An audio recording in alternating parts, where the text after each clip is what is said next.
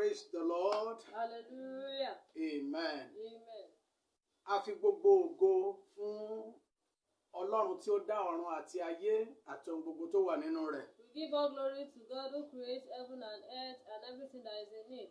Fún àǹfààní iyebíye tí ó fún wa láti la odidi oṣù méje tí ń bẹ nínú ọdún 2020 láti là á já láyọ̀ àti àlàáfíà. For the great opportunity He has given us to pass through 7 months in the year 2020 in peace and in joy. Òní jẹ́ ọjọ́ ìkejì nínú oṣù ìkẹjọ tí í ṣe oṣù ìbẹ̀rẹ̀ ohun titun àti oṣù ìbẹ̀wò àti òkè wá. This is the second day, the month of August, which is the beginning of new thing and also the month of divine visitation. Lónìí Ọlọ́run tún fẹ́ gbogbo ọkàn tí ó wà láàyè wò lábẹ́ àkóso ọ̀rọ̀ Ọlọ́run. Today God wants to visit all living souls in the word of God. So nítorí náà ẹ jẹ́ kí a gbàdúrà. Therefore let us pray. Orúkọ Jésù. Amen. Orúkọ Jésù. Àmín. Ní agbára ńlá tí ń bẹ nínú ẹ̀jẹ̀ Jésù Kristi. Àmín. Ó tóbi Ọlọ́run tí ó ní agbára, Ọlọ́run tí kò ṣeé dá dúró, Ọlọ́run tí kò ṣeé rídìí, ẹnìkan ṣoṣo tí ń pa gbogbo àgbáyé. Ó fẹ́ràn gbogbo ènìyàn tó tún mú kí àwa ọkàn tí ń sọ̀rọ̀ láàárọ̀ yìí kí a tún wà lórí ilẹ̀ alààyè. Ọlọ́run tí ò jẹ́ kán fi bojì júwe ẹnikẹ́ni wa, ọba tí ò jẹ́ ká bá wọn sọ ọmọ nù, Ọlọ́run tí ò jẹ́ ká sọ ọkọ nù, Ọlọ́run tí ò jẹ́ ká sọ aya nù. A gbé ọ̀gá Jésù gbàdà pé ọjọ́ ìsinmi àkọ́kọ́ yìí ó bá wa lórí ilẹ̀ alààyè lábẹ́ ìfẹ́ yín. A gbé yín ga Jésù ọmọ Ọlọ́run nítorí pé bí a ti bẹ̀rẹ̀ oṣù yìí tí a sì pé oṣù kẹjọ ní oṣù bíbẹ̀rẹ̀ ohun titun, a gbé ọ̀gá pé ìjọsìn tuntun látọjọ́ Sunday tí ó ń bọ̀ eléyìí jẹ́ ayọ̀ ńlá nítorí pé gbogbo àbá òkùnkùn àti ti àwọn ọmọ ogun rẹ̀ lẹ́yìn ọ̀run fagilé. Ẹ sì wá mú kí àṣẹ Ọlọ́run alààyè ẹ tún mú kó di mímú ṣẹ láti wọlé ìjọsìn láti sin ẹlẹ́dàá ọ̀run láti yọ̀ níwájú rẹ̀. Mo sì mọ̀ dájúdájú pé àwọn alákòóso tí ẹ̀yin ọ̀run lò láti tún dá àkókò ayọ̀ yìí padà, ẹ ó mú kí ayọ̀ Ọlọ́run kó kúnnú ìdílé wọn, kó kúnnú ayé wọn, kó kúnnú ìrìn àjò wọn, nítorí pé láti ìsinsìnyí lọ kì yóò sí ìdíwọ́ fún àti sin Ọlọ́run. A sì ń gbé Ọlọ́run ga pé Ọlọ́run yóò lo àkókò yìí láti palẹ̀ gbogbo tí a pè ní àrùn àti àìsàn tó ń bá orílẹ̀-èdè jagun. Ẹ̀yin Ọlọ́run yóò palẹ̀ rẹ̀ mọ́, ẹ ó sì mú kí orúkọ yín kó di àyìn lógo. Lórúkọ Jésù Olúwa gba ọpẹ́ wa. Àmín. Ọlọ́run gba ìyìn wa. Àmín. A tún ń lọ nínú iṣẹ́ ìránṣẹ́ ti òní yìí. Lórúkọ Jésù Olúwa gba gbogbo ògo. Àmín. Ọlọ́run bàbá, Ọlọ́run ọmọ àti ẹ̀mí mímọ́, ẹ̀yin ara yín lógo. Àmín Jésù. Lórúkọ Jésù gbàrà iṣẹ́ náà, lórúkọ Jésù gbàrà ẹ̀yin lẹ rán wa, ẹ̀yin náà sì ni ẹ ń bá wa ṣe, ẹ̀yin ni òrán ni níṣẹ́ ni ṣe. A yìn ọ́ Jésù ọmọ Ọlọ́run torí pé nípasẹ̀ iṣẹ́ ìránṣẹ́ tòní ẹ̀yin Ọlọ́run ara ẹ ó tún sọ ara yín di mímọ́ àti ìgbésẹ̀ tá ó fi gbé láti gbádùn ẹ̀yin Ọlọ́run sí. Lórúkọ Jésù Kristo gbàrà Ọlọ́run jẹ́rìí ara rẹ̀. Àmín. Gbogbo ọkàn tí yóò gbọ́ pátá lórúkọ Jésù àyípadà sí rere kó wọnú ayé yín. Àmín. Lórúkọ Jésù àwa náà tí a ń sọ lórúkọ Jésù gbàrà ẹ̀mí mímọ́ a ò fẹ́ sọ ti ara wa, a fẹ́ sọ gẹ́gẹ́ bí àṣẹ yín. Lórúkọ Jésù Ọlọ́run gbà bẹ́ẹ̀ fún wa. Àmín. Ọlọ́run gbọ́ àdúrà. Àmín. Gbogbo ní forúkọ Ọlọ́run. Hallelujah. Jésù Kristi Olúwa wa. Gẹ́gẹ́ bí ìṣe wa a fẹ́ lọ láti kọrin ìyìn sí Ọlọ́run ọ̀gá ògo. As usual, we want to go into the hymn book to sing praises to our God.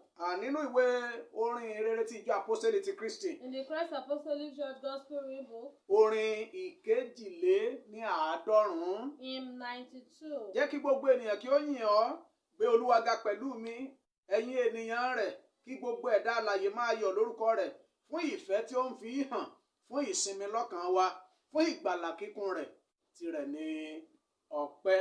Let all the people praise thee. O magnify the Lord with me, Yeah. ye people of his choice. Let all to whom he lendeth breath, now in his name rejoice. For love blessed salvation, for rest from condemnation, for uttermost salvation, to him give thanks. La la la la la la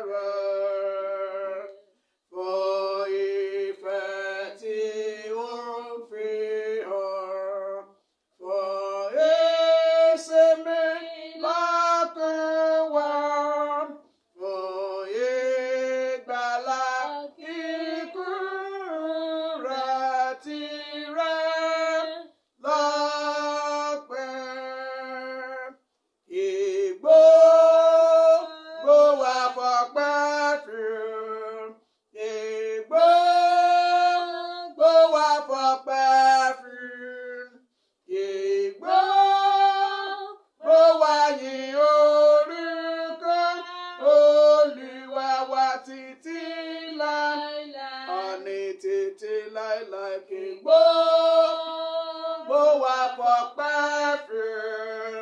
Kí gbogbo wa fọpẹ́ fún. Kí gbogbo wa yìn orúkọ Olúwa wa títí láéláé. Ẹ̀yin fún ìwà mímọ́ fún oore ọ̀fẹ́ rẹ̀.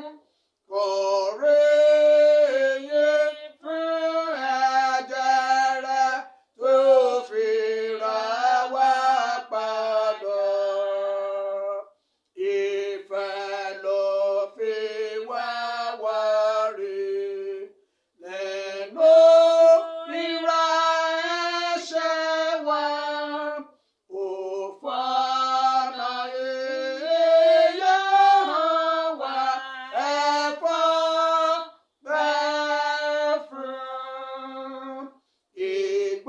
Ìgbòho wa fọpẹ́ fún. Ìgbòho wa fọpẹ́ fún. Ìgbòho wa yìn orúkọ Olúwa wa títí láéláé. Àní títí láéláé. Gbogbo wa fọpẹ́ fún. Ìgbòho wa fọpẹ́ fún. Ìgbòho wa yìn orúkọ Olúwa wa títí láéláé. Èmi balẹ̀gbẹ̀rún ahọ́n kò lè ròyìn náà tán. Ìfẹ́ rẹ̀ sí mi pọ̀ dandan, àgbébùkún mi kì í. Oore ọ̀fẹ́ tí kì í yẹ, àlàáfíà bí odò látọ̀dọ̀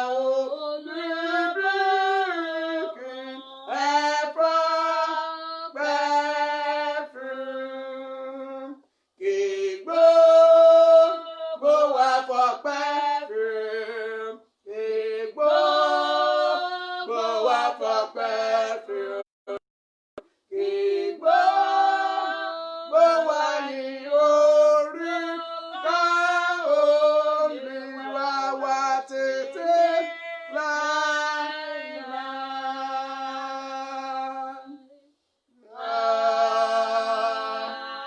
Àmín. Ọlọ́run wa nìkan ṣoṣo ni ọpẹ́ tọ́ sí. Our God alone is worthy of praise. Nítorí náà la ṣe kọ́kọ́ fi ọpẹ́ fún tí And that gbogbo is wa why- tí a sì gbọ́dọ̀ gbéga. That is why we are first of all exalting.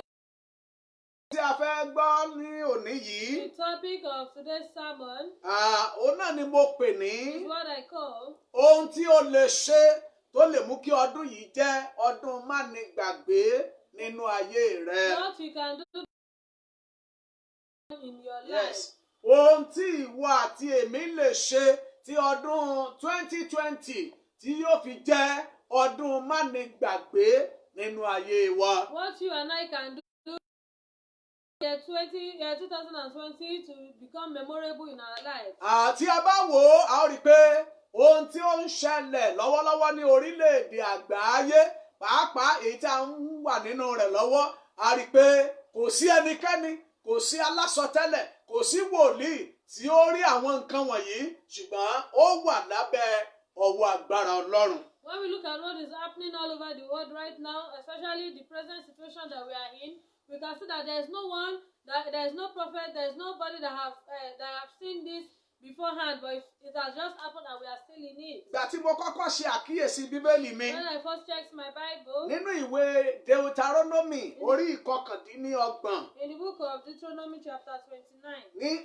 ẹsẹ̀ ìkọkàndínlọ́gbọ̀n, verse 29, ó wí pé ti Olúwa Ọlọ́run wa ni ohun ìkọ̀kọ̀, ṣùgbọ́n ohun tí a fi hàn ní tiwa àti ti àwọn ọmọ wa láéláé, kí àwa kí ó lè máa ṣe gbogbo òfin Deuteronomy chapter 29 verse 29 says, "There are secret things to the Lord our God, but the revealed things belong to us and our descendants forever, so that we may obey these words of the law." Ohun tó ṣẹlẹ̀ lórílẹ̀‐èdè yìí ó ń fi hàn pé Ọlọ́run nìkan ni alákòóso gbogbo ayé. What is happening presently in the world now shows that God is the main controller of the whole world. Gbogbo alágbára, gbogbo àwọn tí wọ́n ríra wọn bí ọlọ́rọ̀ bí ọlọ́lá, àrípé nígbà tí ìṣẹ̀lẹ̀ yìí ṣẹlẹ̀, agbára owó ò ká, agbára ọrọ̀ ò ká, agbára tó ká náà ni agbára Ọlọ́run tí gbogbo ènìyàn ń ké pè. Those people that see themselves as the rich ones, as the wealthy people, those people that see themselves as the rulers, you can see that their power cannot control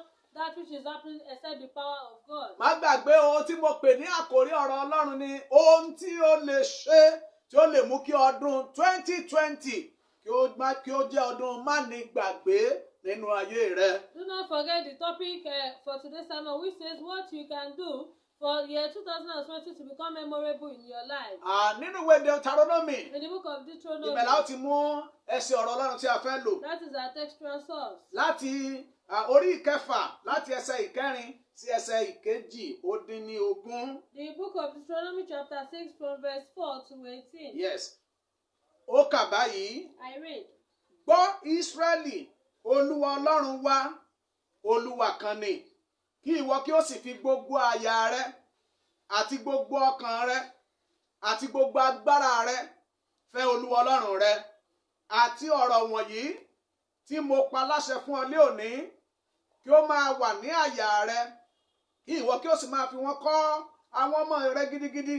Kí ìwọ kí ó sì máa fi wọ́n ṣe ọ̀rọ̀ ìsọ nígbà tí ìwọ bá jókòó nínú ilé rẹ, àti nígbà tí ìwọ bá rìn lé ọ̀nà, àti nígbà tí ìwọ bá dùbúlẹ̀, àti nígbà tí ìwọ bá dìde. Kí ìwọ kí ó sì so wọ́n mọ́ ọwọ́ rẹ fún àmì.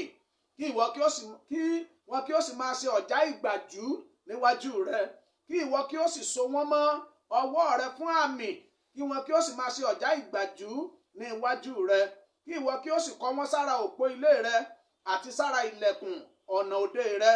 Yóò sì ṣe nígbà tí Olúwa Ọlọ́run rẹ bá mú ọ dé ilẹ̀ náà tí ó búra fún àwọn bàbá rẹ, fún Ábúráhámù, fún Ísáàkì àti fún Jákọ́bù, láti fún ọ ní ìlú tí ó tóbi tí ó sì dára tí ìwọ kò mọ̀, àti ilé tó kún fún ohun rere gbogbo tí ìwọ kò kún, àti kànga wíwà tí ìwọ kò wà, ọgbà àjàrà àti igi òróró tí ìwọ kò gbìn. Nígbà tí ìwọ tán tí o bá sì yó, kíyè sára rẹ, kí ìwọ kí ó má bàa gbàgbé Olúwa Ọlọ́run tí ó mú ọ láti ilẹ̀ Íjíbítì jáde wá kúrò ní oko ẹrú. Bẹ̀rù Olúwa Ọlọ́run rẹ kí o sì máa sìn ín, kí o sì má búra ní orúkọ rẹ̀. Ẹ̀yin kò gbọdọ̀ tọ̀ ọlọ́run mìíràn lẹ́yìn nínú òrìṣà àwọn ènìyàn tí ó yí yín káàkiri, nítorí Olúwa Ọlọ́run rẹ Ọlọ́run owú ni nínú yín. Kí ìbínú Olúwa Ọlọ́run rẹ kí ó má bàa rú sí ọ, òun á sì run ọ́ kúrò lórí ilẹ̀. Ẹ̀yin kò gbọdọ̀ dán Olúwa Ọlọ́run yín wò bí ẹ̀yin ti dán wò ní Másà. Kí ẹ̀yin kí ó pa òfin Olúwa Ọlọ́run yín mọ́ gidigidi, àti ẹ̀rí rẹ̀ àti ìlànà rẹ̀ tí ó fi lélẹ̀ lé àṣẹ fún ọ. Ẹsẹ̀ ìkejìdínlógún tí wọ́n ti dá dúró. Kí ìwọ kí ó máa ṣe èyí tí ó tọ́ tí ó sì dára ní ojú Olúwa, kí ó lè dára fún ọ, àti kí ìwọ kí ó lè wọ ilẹ̀ rere nì lọ, kí o sì gbà èyí tí Olúwa búra fún àwọn bàbá rẹ. The book of Deuteronomy chapter 6 from verse 4 to 18. Yeah. I read, "Hear, O Israel, the Lord is our God, the Lord alone. And you must love the Lord your God with all your heart, all your soul, and all your strength. And you must commit yourselves wholeheartedly to these commands I have given you today. Again to your children. Talk about them when you are at home and when you are away on a journey, when you are lying down and when you are getting up again. Tie them to your hand and wear them on your forehead. Write them on the doorposts of your house and on your gates. The Lord your God will soon bring you into the land he swore to give your ancestors Abraham, Isaac, and Jacob. It is a land filled with large, prosperous cities that you did not build. The houses will be richly stocked with goods you did not produce. You will draw water from cisterns you did not dig, and you will eat from vineyards and olive trees you did not plant. When you have eaten your fill in this land, Be careful not to forget the Lord, who rescued you from slavery in the land of Egypt. You must fear the Lord your God. When you take an oath, you must choose only his name. You must not worship any of the gods of neighboring nations. For the Lord your God, who lives among you, is a jealous God. Anger will flare up against you and wipe you from the face of the earth. Do not test the Lord your God as you did when you complained at Massah. You must diligently obey the commands of the Lord your God, all the stipulations and laws he has given you. Do what is right and good in the Lord's sight, so all will go well with you. Then you will enter and occupy the good land that the Lord solemnly promised to give your ancestors. Hallelujah. Hallelujah. Ọdún tí a wà nínú rẹ̀ yìí, nígbà tí a bẹ̀rẹ̀ rẹ̀, ohun tó Olúwa pè ọdún yìí fún mi, òun náà ni ọdún ògo ní ìlọ́po. When we're about to start this year, what the Lord tagged this year for me is the year of double glory. Dábàá kan náà, Ọlọ́run tó sọ̀rọ̀ kò yí ọ̀rọ̀ rẹ̀ padà, ṣùgbọ́n a rí i pé bí ọdún yìí ti jẹ́ ọdún ògo, Sátánì àti àwọn ọmọ ogun rẹ̀ ó dìde láti mú kí ọdún yìí di mánigbàgbé fún àwọn kan nítorí pé ó pa ọ̀pọ̀ lẹ́kún, ó sọ àwọn kan di aláàbọ̀ ara, ó mú kí àwọn kan kó sọ òbí nù, ó mú kí àwọn kan sọ ọkọ nù, ó mú kí àwọn kan sọ aya nù, ṣùgbọ́n nípa àánú ọdún mánigbàgbé ni ọdún yìí ni mo fẹ́ sọ fún wa láti gbé yìí. Despite all the promises of God, according to what God has said, the devil and his host also rise up to make sure that this year becomes a memorable one for some people, such that they have lost their loved ones, their husbands, their children, their siblings, and because of this, the devil made it a memorable one for them. But despite all this, God also is going to make a memorable one if we can take the steps to say. Àbí Ọlọ́run fúnra rẹ̀ bí ó ti gba Nàìjíríà tàbí orílẹ̀-èdè yìí lápapọ̀ lọ́wọ́ agbára tí ń fi kú gba ẹ̀mí ọ̀pọ̀lọpọ̀ àwọn èèyàn. Bákan náà lèmi náà sọ fún ọ pé bí èyí tó kù ọdún yìí bá máa jẹ́ mánigbàgbé fún ìwọ àti èmi, a ní ìgbésẹ̀ 8 láti gbé. As God has saved Nigeria from this disastrous pestilence, I also want to tell you that this year can also be a memorable year for you if you can take these 8 steps I want to mention. Kí n tó sọ nípa mẹ́jẹ̀ẹ̀jọ yìí, mo fẹ́ sọ nípa kí là ń pè ní mánigbàgbé. Before we go into the 8 steps, I want us to understand what memorable means. Ọ̀rọ̀ yìí mánigbàgbé ó túmọ̀ sí ìrántí títí láé. Nínú ìran orílẹ̀-èdè Nàìjíríà, mo lè fi gbogbo ẹni sọ ó máa wà ní ìrántí pé ọdún tí àrùn COVID-19 tó wọ ìlú tí ò dá ààrẹ sí, tí ò dá gómìnà sí, tí ò dá àwọn ọmọlẹ́yìn aṣòfin sí, tí ò dá àwọn tí a pè ní House of Senate, kò dá ẹnikẹ́ni sí, kò máa gbà, kò mọ ìwé, ó jẹ́ ọdún mánigbàgbé. Memorable means something that you cannot forget, something that will be in your memory, or that will be in remembrance for a long period of time. And I want to tell you that this year also is an unforgettable, a memorable year for everyone, because that did not seclude the president, the rulers, the House of Senate, those people in high position, the governors, the House of Assembly, the House of Rep, and everybody. The COVID-19 did not separate anyone. So mánigbàgbé ó jẹ́ ohun tí yóò wà ní ìrántí títí láé. Memorable is something forever. Nínú Bíbélì ní ọjọ́ tí ọkùnrin tí a pè ní arọ tó wà lẹ́nu ọ̀nà tẹ́ḿpìlì dáradára, lọ́jọ́ tí ó dìde gẹ́gẹ́ bí ọ̀rọ̀ Ọlọ́run, Bíbélì sọ fún wa pé Pétérù sọ wúrà àti fàdákà ò ní ó yá, ṣùgbọ́n tí a ní ó ju wúrà àti fàdákà lọ. Lórúkọ Jésù Kristi ti Násárẹ́tì, dìde kó sì máa rìn. Lọ́jọ́ mánigbàgbé títí dòní à ń sọ nípa rẹ̀. In the Bible, the day that crippled man at the beautiful gate of the temple, the day the man arise and walk, that day is an unforgettable day, because Peter and John told him that gold and silver we don't have, but what we have is greater than gold and silver. Yes. Arise and walk in the name of Jesus. The man stood up and started walking, and that day will never become a forgettable day in his life.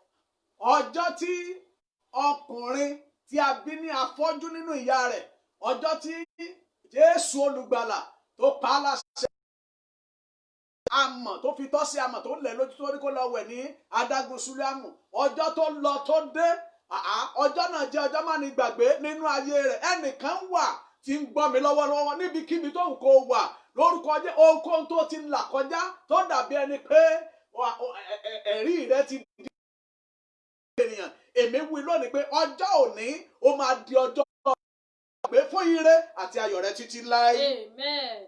I want to also tell you that the man that was born blind, the day that Jesus Christ used clay to mold eyes in his eyes and asked him to go to the pool of Siloam to wash, and it became somebody that can see. That day became a memorable day for him. And I want to pray for somebody, whatsoever you are experiencing that have made it impossible for you to share your testimony. God will turn it around and give you a memorable day in Jesus' name. Amen. Ọjọ́, ọ̀sẹ̀, oṣù, ọdún tí ohun rere bá ṣubú lu ayé ènìyàn, ó jẹ́ ọjọ́ má ní gbàgbé. Ohun rere tí yóò máa mú kí o rántí ọjọ́ òní tí í ṣe Sunday àkọ́kọ́ nínú oṣù kẹjọ sí rere láyé rẹ, òrèrè náà ó yá kó ṣẹlẹ̀ sí ọ. Amen. The day, the week, the year, the month, Yes. that something good happened in one's life, that kind of day or that kind of time the person can never forget. And I want to tell you, everyone listening to me today, that which will happen in your life that will make it memorable, it will happen. Má gbàgbé ńgbà tí a ka ìwé Deuteronomy ní orí 6 ẹsẹ̀ 9 ní gbọ́ Ísírẹ́lì, Olúwa Ọlọ́run wa, Olúwa kan ni. Do not forget when we read the book of Deuteronomy chapter 6 verse 4, it says, "Hear, O Israel, the Lord is our God, the Lord alone." Ọlọ́run tí a ń sọ fún ọ nípa rẹ̀, òun nìkan ṣoṣo ni ẹni tí kò sí ogun tó ń ja ayé ènìyàn, kò sí wàhálà tó lè ní tó dẹ́rù bà Ọlọ́run. Nítorí náà, ohun àkọ́kọ́ tó máa ṣe bí ọdún 2020 bí kò bá ní jẹ́ ọdún tí yóò jẹ́ ọdún mánigbàgbé, bí ọdún 2020 bá máa jẹ́ ọdún mánigbàgbé nínú ayé rẹ, ohun àkọ́kọ́ tó máa ṣe òun náà ni pé o ní láti yí ọ̀nà tí o gbà ń sin Ọlọ́run padà.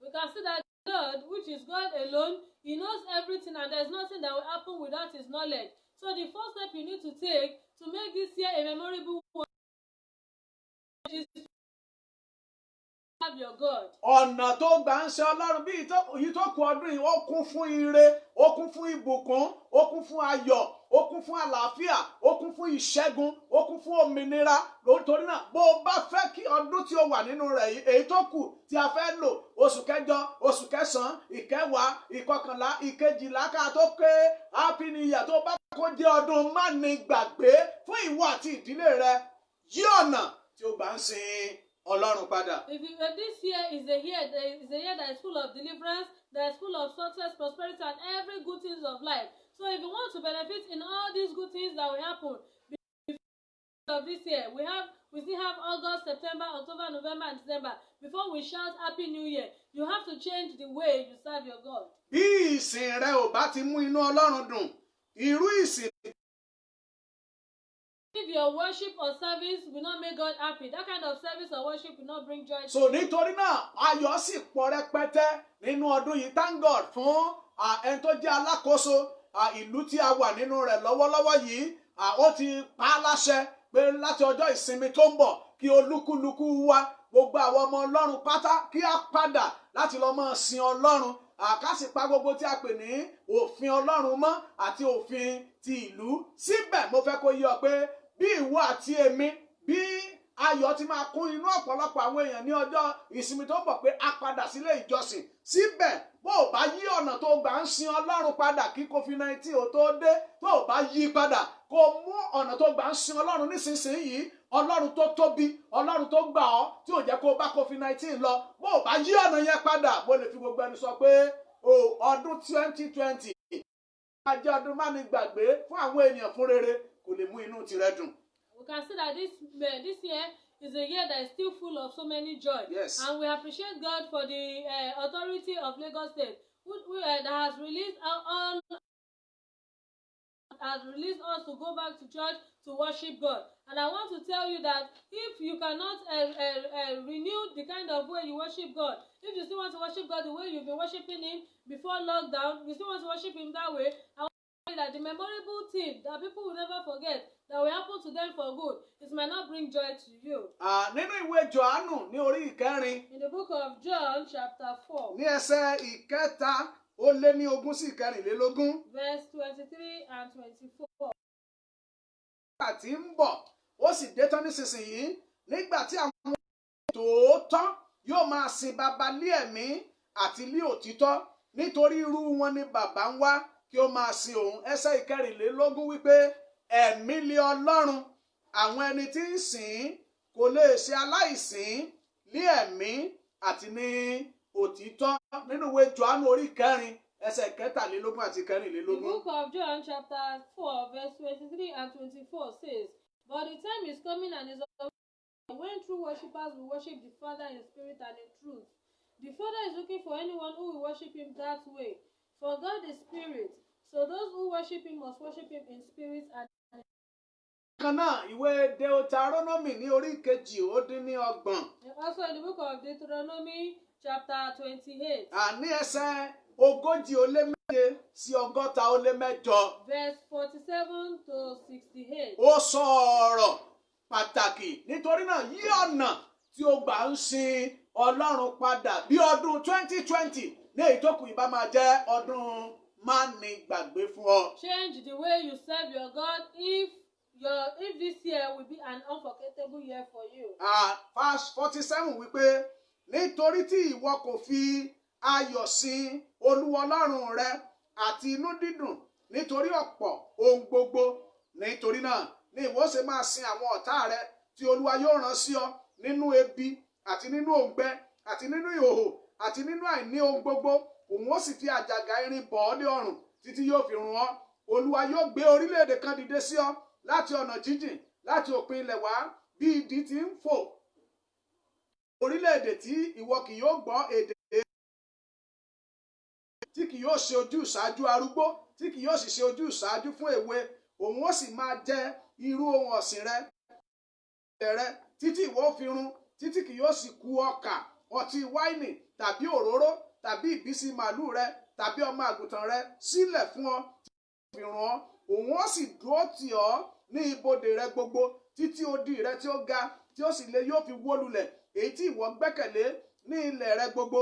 Òun ó sì dúró tì ọ́ ní ibodè rẹ gbogbo àní gbogbo ilẹ̀ rẹ tí Olúwa Ọlọ́run rẹ ti fi fún ọ. Ìwọ ó sì ẹran ara àwọn ọmọ rẹ ọkùnrin àti àwọn ọmọ rẹ obìnrin tí Olúwa Ọlọ́run rẹ fún ọ nínú ìdúrótì náà àti nínú ìhámọ́ náà tí ọmọ ọkùnrin tí àwọ̀ rẹ̀ tutù nínú yín tí ó sì ṣe ẹlẹgẹ́ ojú rẹ̀ yóò korò sí arákùnrin rẹ̀ àti ìyókù ọmọ rẹ̀ tí òun ó jẹ kù tó bẹ́ẹ̀ tí òun kì yóò bùn ẹnìkan nínú wọn nínú ẹran àwọn ọmọ ara rẹ̀ tí ó jẹ nítorí tí kò sí ohun kan tí yóò kù sílẹ̀ fún nínú ìdúrótì náà àti nínú ìhámọ́ náà tí àwọn ọ̀tá rẹ̀ yóò há ọmọ ní ibodè rẹ̀ gbogbo. Obìnrin tí àwọ̀ rẹ̀ tutù nínú yín tí ó sì ṣe tí kò jẹ́ dásà àti fi àtẹ́lẹsẹ̀ rẹ̀ kan ilẹ̀ nítorí ìkẹ́ra àti ìwà ẹlẹgẹ́ ojú rẹ̀ yóò korò sí ọkọ ọkàn àyà rẹ̀ àti sí ọmọ rẹ̀ ọkùnrin àti ọmọ rẹ̀ obìnrin àti sí ọmọ ọwọ́ rẹ̀ tí ó ti agbede méjì ẹsẹ̀ rẹ̀ jáde àti sí àwọn ọmọ rẹ̀ tí yóò bí nítorí pé òun ó jẹ wọ́n ní ìkọ̀kọ̀ nítorí àìní ohunkóhun nínú ìdúrótì àti ìhámọ́ náà tí ọ̀tá rẹ̀ yóò há ọmọ ní ibodè rẹ̀. Bí ìwọ kò bá fẹ́ kíyèsí láti máa ṣe gbogbo ọ̀rọ̀ òfin yìí tí a kọ sínú ìwé yìí láti máa bẹ̀rù orúkọ yìí tí ó sì lé ẹ̀rù Olúwa Ọlọ́run rẹ, ǹjẹ́ Olúwa yóò sọ ìyọnu rẹ di ìyanu àti ìyọnu irú ọmọ rẹ àní ìyọnu ńlá àti èyí tí yóò pẹ́ àti àrùn búburú àti èyí tí yóò pẹ́. Òun ó sì mú gbogbo àrùn Íjíbítì padà wá bá ọ tí ìwọ bẹ̀rù wọn ó sì lẹ̀ mọ́ ọ. Gbogbo àrùn pẹ̀lú àti gbogbo ìyọnu tí a kò kọ sínú ìwé òfin yìí àwọn ni Olúwa yóò mú wá bá ọ títí ìwọ ó fi run díẹ̀ lé ẹ̀yìn ó sì kù ní ìràwọ̀ ojú ọ̀run lé ọ̀pọ̀lọpọ̀ nítorí tí ìwọ kò gba ohùn Olúwa Ọlọ́run rẹ ṣe bí ìwọ ti yọ̀ sórí yín, bí Olúwa ti yọ̀ sórí yín láti ṣe yín ní ire àti láti sọ yín di púpọ̀, bẹ́ẹ̀ ni Olúwa yóò yọ̀ sí yín lórí láti run yín àti láti pa yín run. A ó sì fà yín tu kúrò lórí ilẹ̀ tí ìwọ ń lọ láti gbà. Olúwa yóò tú ọ ká sínú ènìyàn gbogbo láti òpin ilẹ̀ dé òpin ilẹ̀. Níbẹ̀ ni ìwọ sì máa bọ òrìṣà tí ìwọ àti bàbá rẹ kò mọ̀ rí, àní igi àti òkúta. Àti láàárín orílẹ̀-èdè wọ̀nyí ni kí ìwọ kí ó àti láàárín orílẹ̀-èdè wọ̀nyí ni ìwọ kì yóò rí ìrọ̀rùn, bẹ́ẹ̀ ni àtẹ́lẹsẹ̀ rẹ kì yóò rí ìsinmi. Ṣùgbọ́n Olúwa yóò fi ìwárìrì àyà àti ojú kíkorò àti ìbìnújẹ́ ọkàn fún ọ. Ẹ̀mí rẹ yóò sọ̀rọ̀ ní iyèméjì lé ojú rẹ, ìwọ sì máa bẹ̀rù lé òru àti lé ọ̀sán. Ìwọ kì yóò sì ní ìdánilójú ẹ̀mí rẹ.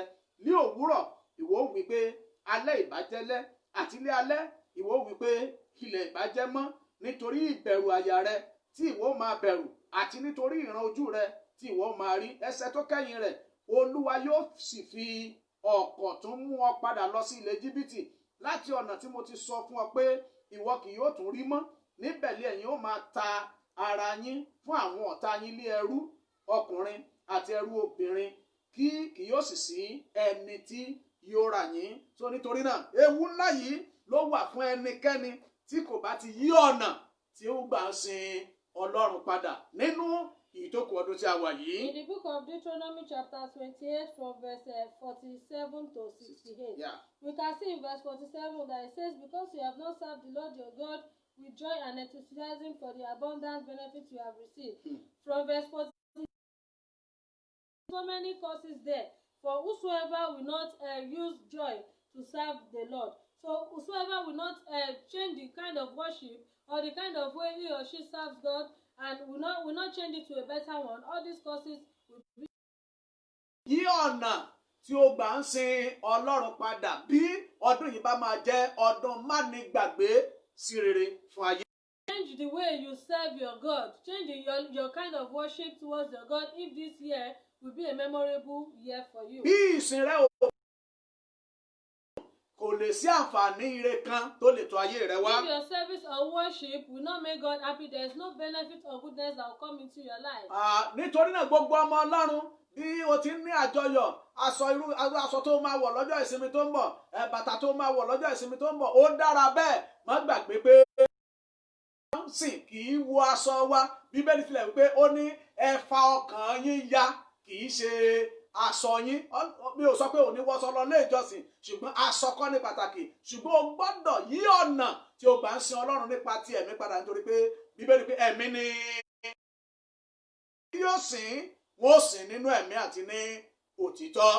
We appreciate God that the Sunday service next week, so many people have been preparing now. They are planning the kind of clothes they will put on, the kind of shoe they will put on.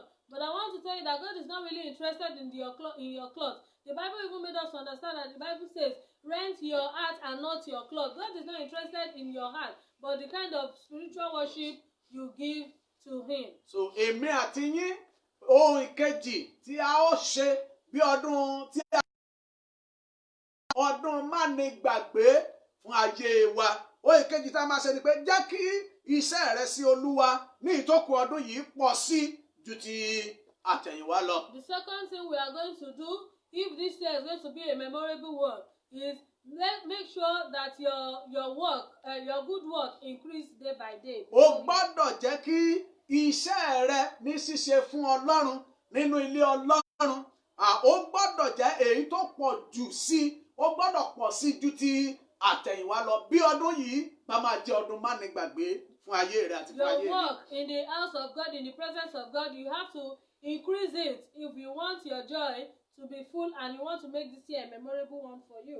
Nínú ìwé orin Dáfídì, In the book of Psalms, orin 122. Psalm 122, Ẹsẹ̀ ìkẹsàn-án wípé, verse 9 says, nítorí ilé Olúwa Ọlọ́run wa, èmi yóò máa wá ire rẹ̀. for the Psalm 122, verse 9 says, for the sake of the house of the Lord our God, I will seek what is best for you, O Jerusalem. So nítorí náà èmi àti yín bí a bá ti bẹ̀rẹ̀ ìjọsìn tuntun gẹ́gẹ́ bí àwọn aláṣẹ ti ìpínlẹ̀ wa yìí ti fi àṣẹ fún ìjọ Ọlọ́run láti tẹ̀síwájú.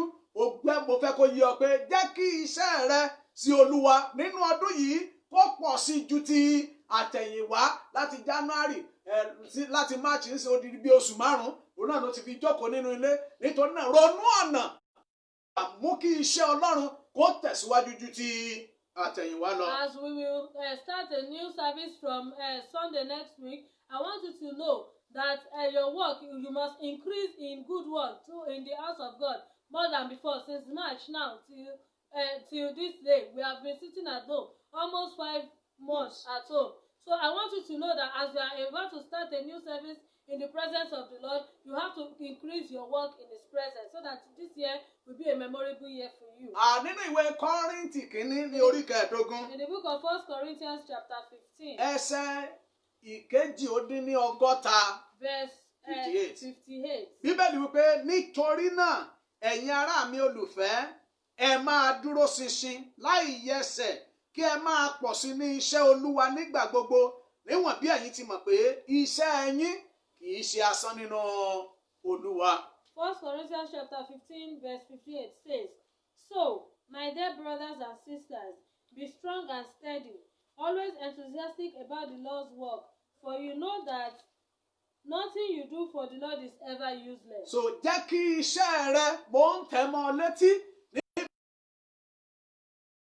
Jẹ́ kí iṣẹ́ Ọlọ́run kó pọ̀ ju ti àtẹ̀yìnwá lọ.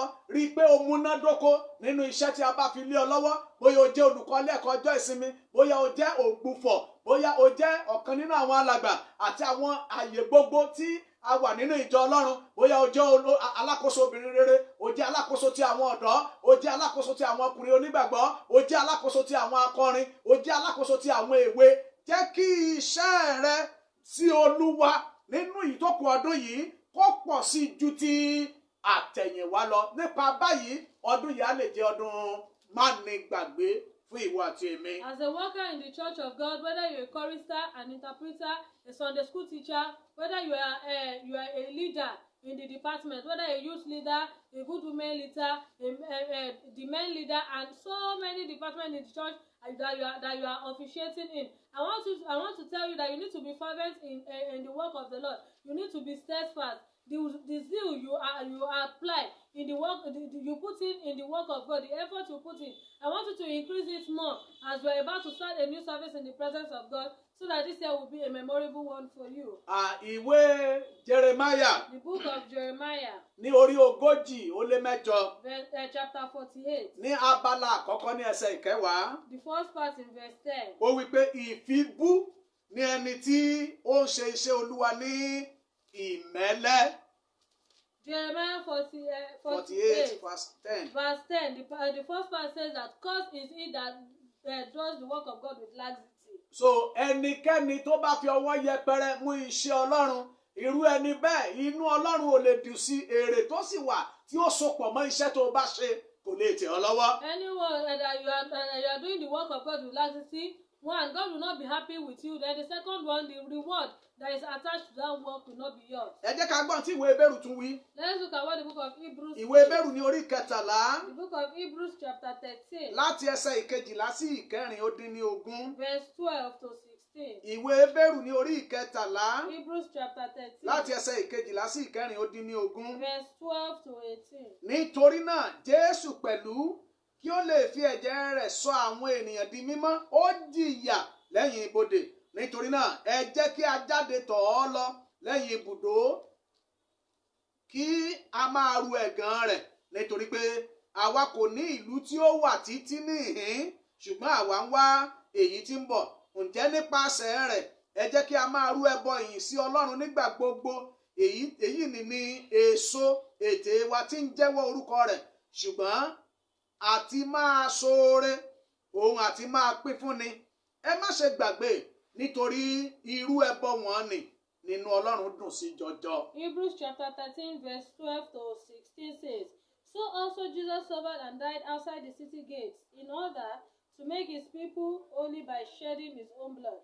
So let us go out to him outside the camp and bear the disgrace he bore. For For this world is not our home. We are looking forward to our city in heaven, which is yet to come. With Jesus' help, let us continually offer our sacrifice of praise to God by proclaiming the glory of His name. Verse 16. Don't forget to do good and to share what you have with those in need, for such sacrifices are very pleasing to God. Èmi àti yín mo tún wí pé ọdún tí a wà yìí ire rẹpẹtẹ kù síbẹ̀, ìgbéga wà ńbẹ̀, ìdálọ́lá ògo wà ńbẹ̀, ìfinilọ́kànbalẹ̀ wà ńbẹ̀, ọjọ́ gígùn wà ńbẹ̀.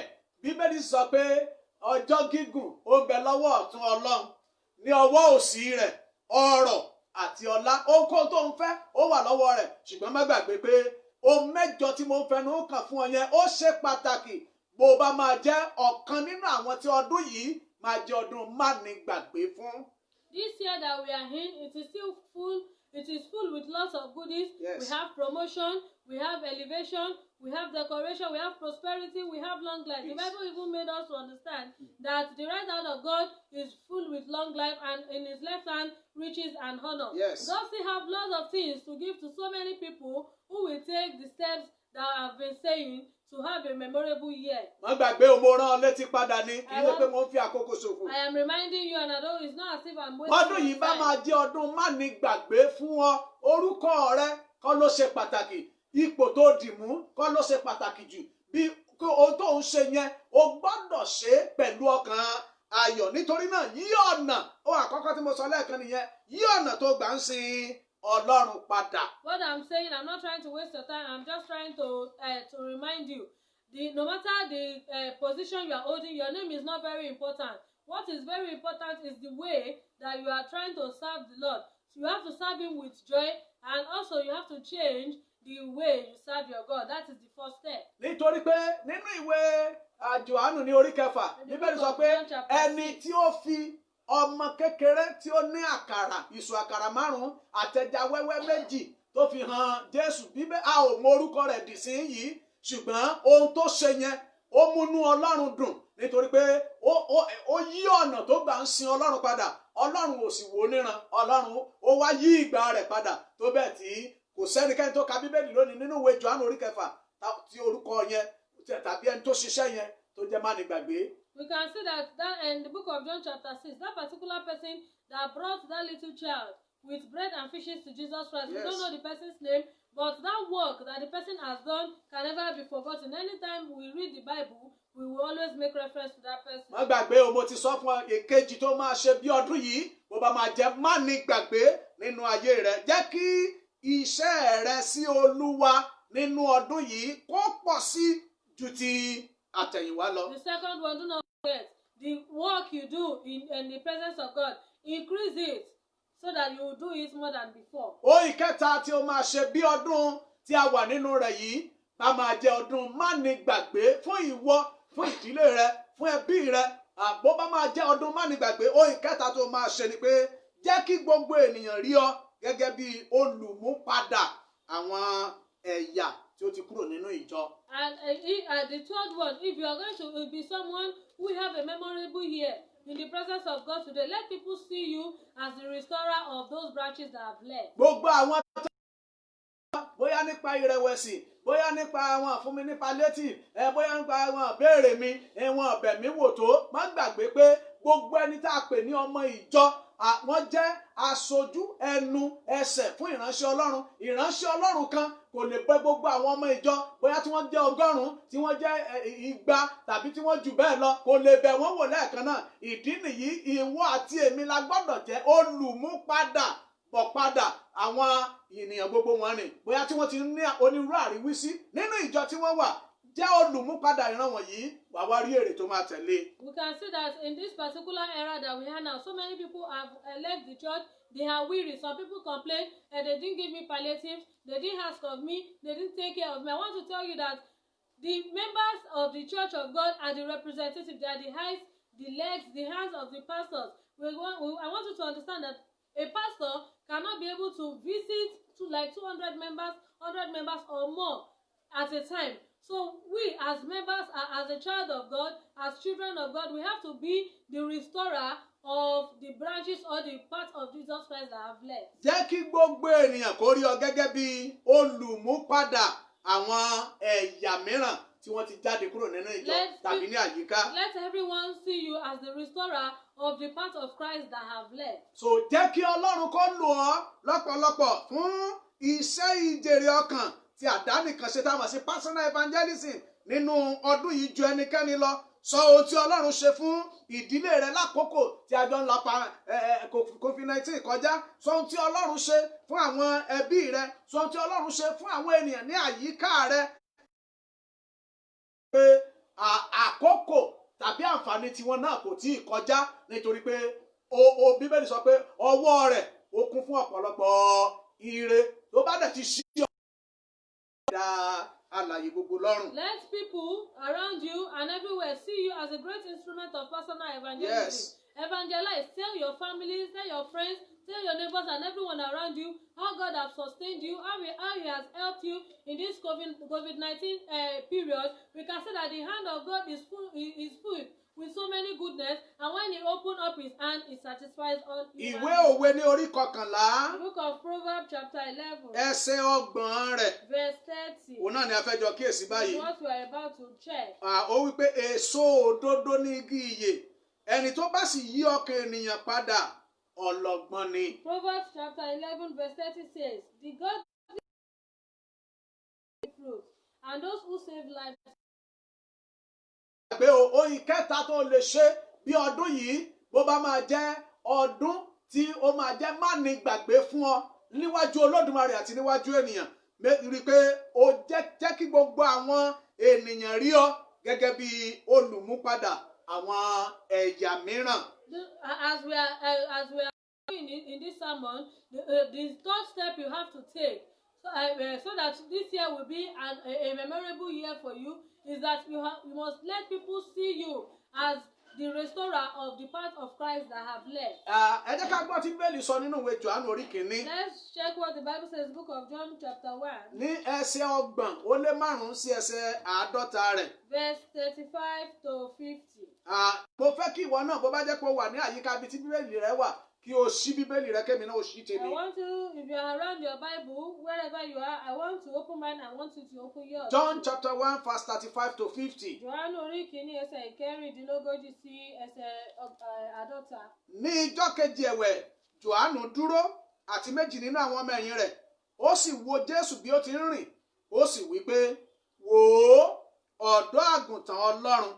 Àwọn ọmọ ẹ̀yìn méjì náà sì gbọ́ nígbà tí ó wí, wọ́n sì tọ̀ Jésù lẹ́yìn. Nígbà náà ni Jésù yí padà.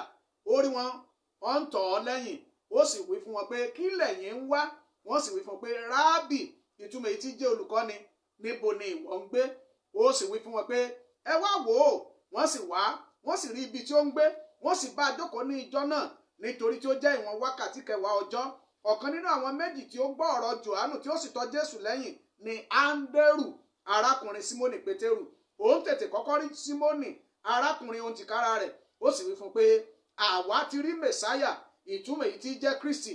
Ó sì mú wá sọ́dọ̀ Jésù.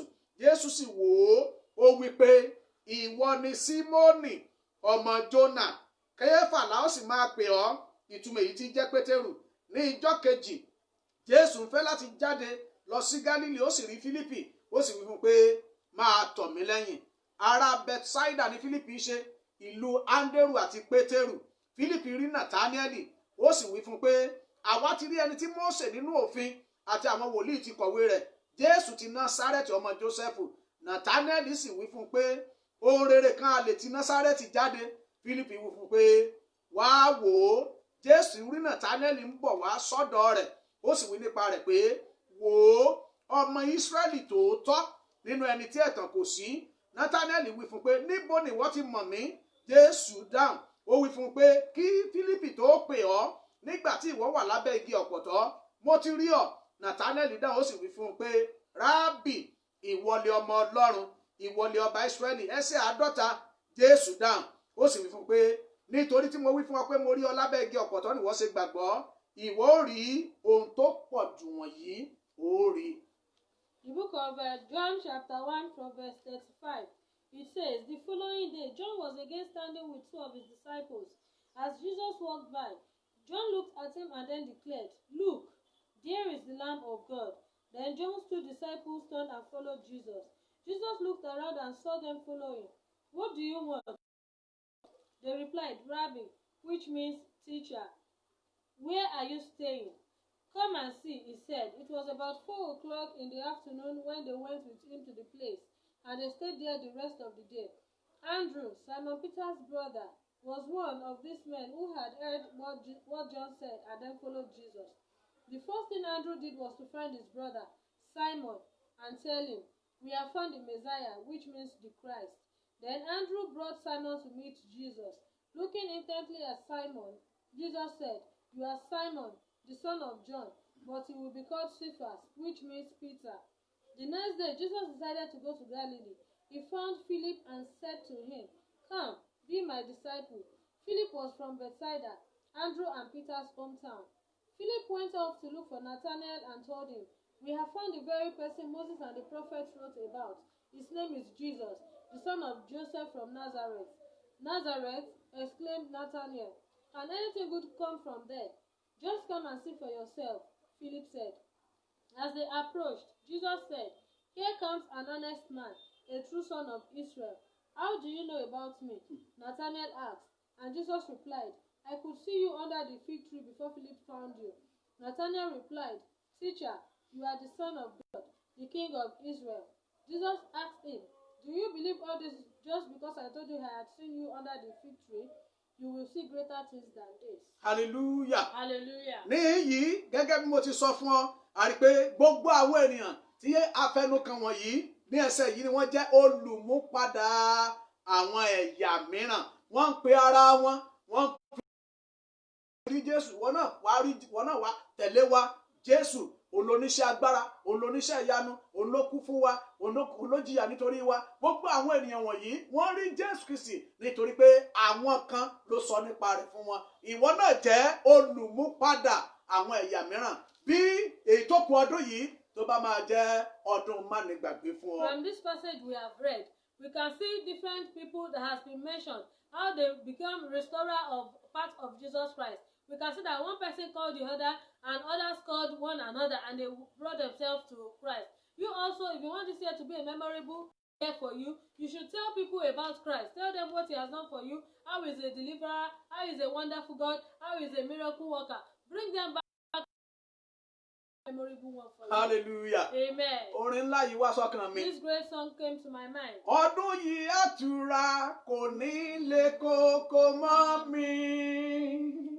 Ọdún yìí àtúrà kò ní le koko mọ́ mi. Ohun tí mo dáwọ́lé á yọrí pátápátá. Ohun tí mo béèrè l'Olúwa yóò ṣe. Ọdún yìí àtúrà. Ọdún yìí àtúrà. Ọdún yìí àtúrà. Àtúrà. Àtúrà.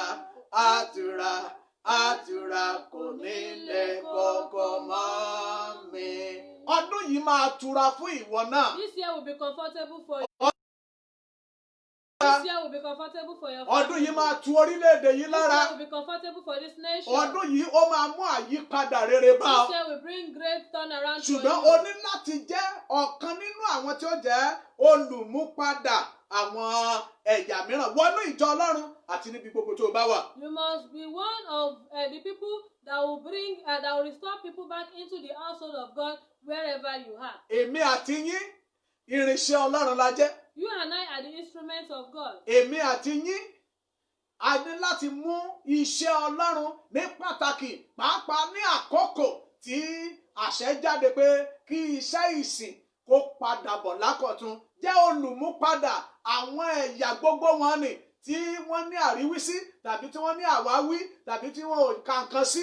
Ẹ jẹ́ ká mọ bí a ó ṣe mú wọn padà láti padà sọ́dọ̀ Ọlọ́run. You and I must take the word of God to become very important and paramount, such that we will tell people, we will cheer them up from their weary soul and bring them back into the presence of the Lord. So number 4, bí ọdún yìí bá máa jẹ́ ọdún mánigbàgbé fún ìwọ olùgbọ́ mi ní orílẹ̀-èdè gbogbo tó wà ní ẹ̀yà àti ibi gbogbo tó tẹ̀dó sí, o gbọ́dọ̀ jẹ́ kí inú rẹ máa dùn sí ire ẹlòmíràn. The fourth step you have to take to make this year a memorable one for you wherever you are in this country and in other countries wherever you are.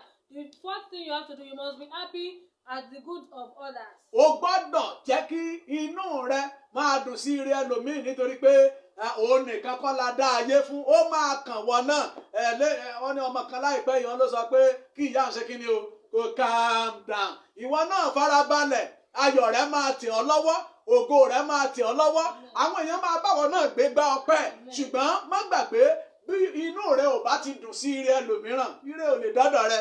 I want to tell you that the first step you have to do is you must be happy. You must celebrate those people that are successful, that are joyful. You must be happy towards their goods. I want you to understand that person that is celebrating today, that person is not the only one that has been created into this world. Your own turn will also come and people will celebrate with you. If you are not happy with other people's goodness, definitely goodness will not come to you. Yes. Ìwé Róòmù ní orí 12 ó fún wa ní ìdáhùn. The book of Romans chapter 12. Ní àti ẹsẹ̀ 15 sí 18. From verse 15 to 18. Bíbélì wípé àwọn tí ń yọ̀, ẹ máa bá wọn yọ̀. Àwọn tí ń sọkún, ẹ máa bá wọn sọkún. Ẹ máa wà ní inú kan náà sí ara yín. Ẹ má ṣe tọ́jú ohun gíga, ṣùgbọ́n ẹ máa tẹ̀lé àwọn onírẹ̀lẹ̀. Ẹ má ṣe jẹ́ ọlọ́gbọ́n lójú ara yín. Ẹ má ṣe fi búburú sọ búburú fún ẹnikẹ́ni. Ẹ máa pèsè ohun tó tọ́ níwájú gbogbo ènìyàn. Ẹsẹ̀ 18 bí ó lè ṣe bí ó ti wà ní ipa tiyín. Ẹ máa wà ní àlàáfíà pẹ̀lú gbogbo ènìyàn. The book of Romans chapter 12 verse 15 to 18 says, when others are happy, be happy with them. If they are sad, share their sorrow. Live in harmony with each other.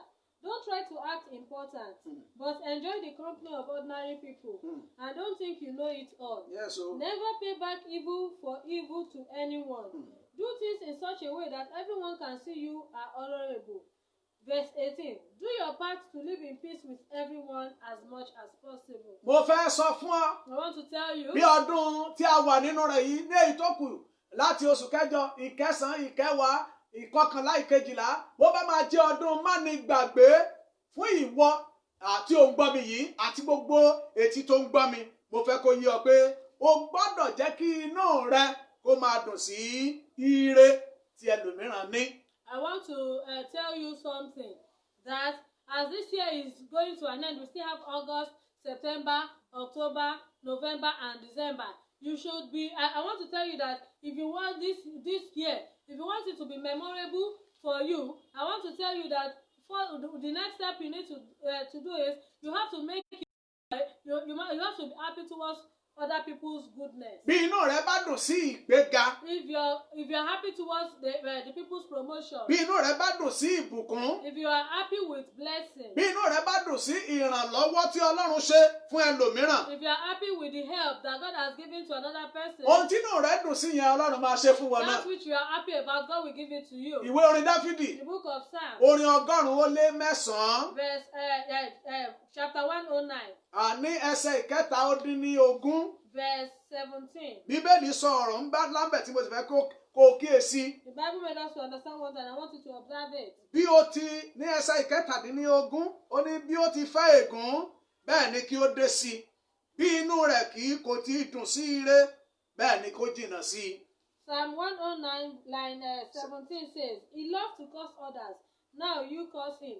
He never blessed others, now don't you bless him. So bí inú rẹ ò bá ti dùn sí ẹlòmíì. If you are not happy towards other mi people. ò mọ iye orí òkè tó lè lọ. I don't know the kind of mountain you mi ò mọ iye wòlíì tó lè gbàdúrà fún ọ. I don't know the number of prophets that can pray for mi you. ò mọ iye àwọn alásọtẹ́lẹ̀ tó lè sọtẹ́lẹ̀ sí ọ. I don't know the kind of people that can prophesy. Àsọtẹ́lẹ̀ wọn Ọlọ́run ò lè tì lẹ́yìn. Their prophecy God will not back it up. Nítorí náà kọ́ bí inú rẹ yóò ti dùn sí ẹlòmíràn bí ọdún yìí ní ìtókù yìí tó bá máa jẹ́ ọdún má nígbàgbé fún ọ. I want to admonish you that you should learn to be happy towards other people's goodness. If this year, the remaining days in this year will be memorable for you. Hallelujah. Hallelujah. Ohun ìkarùn-ún tó máa ṣe bí ọdún yìí bá máa jọ́dún má nígbàgbé fún You ọ. have to do if this year will be a memorable one for you. O gbọ́dọ̀ wá iṣẹ́ kan ṣe nínú ilé Ọlọ́run nítorí pé ẹni ó bá gbìn òun náà ló máa ń kórè bó o bá ti gbìn kò sóhun tó fẹ́ kórè. I want you to find something doing in the house of God, because it is whosoever that plants that will harvest.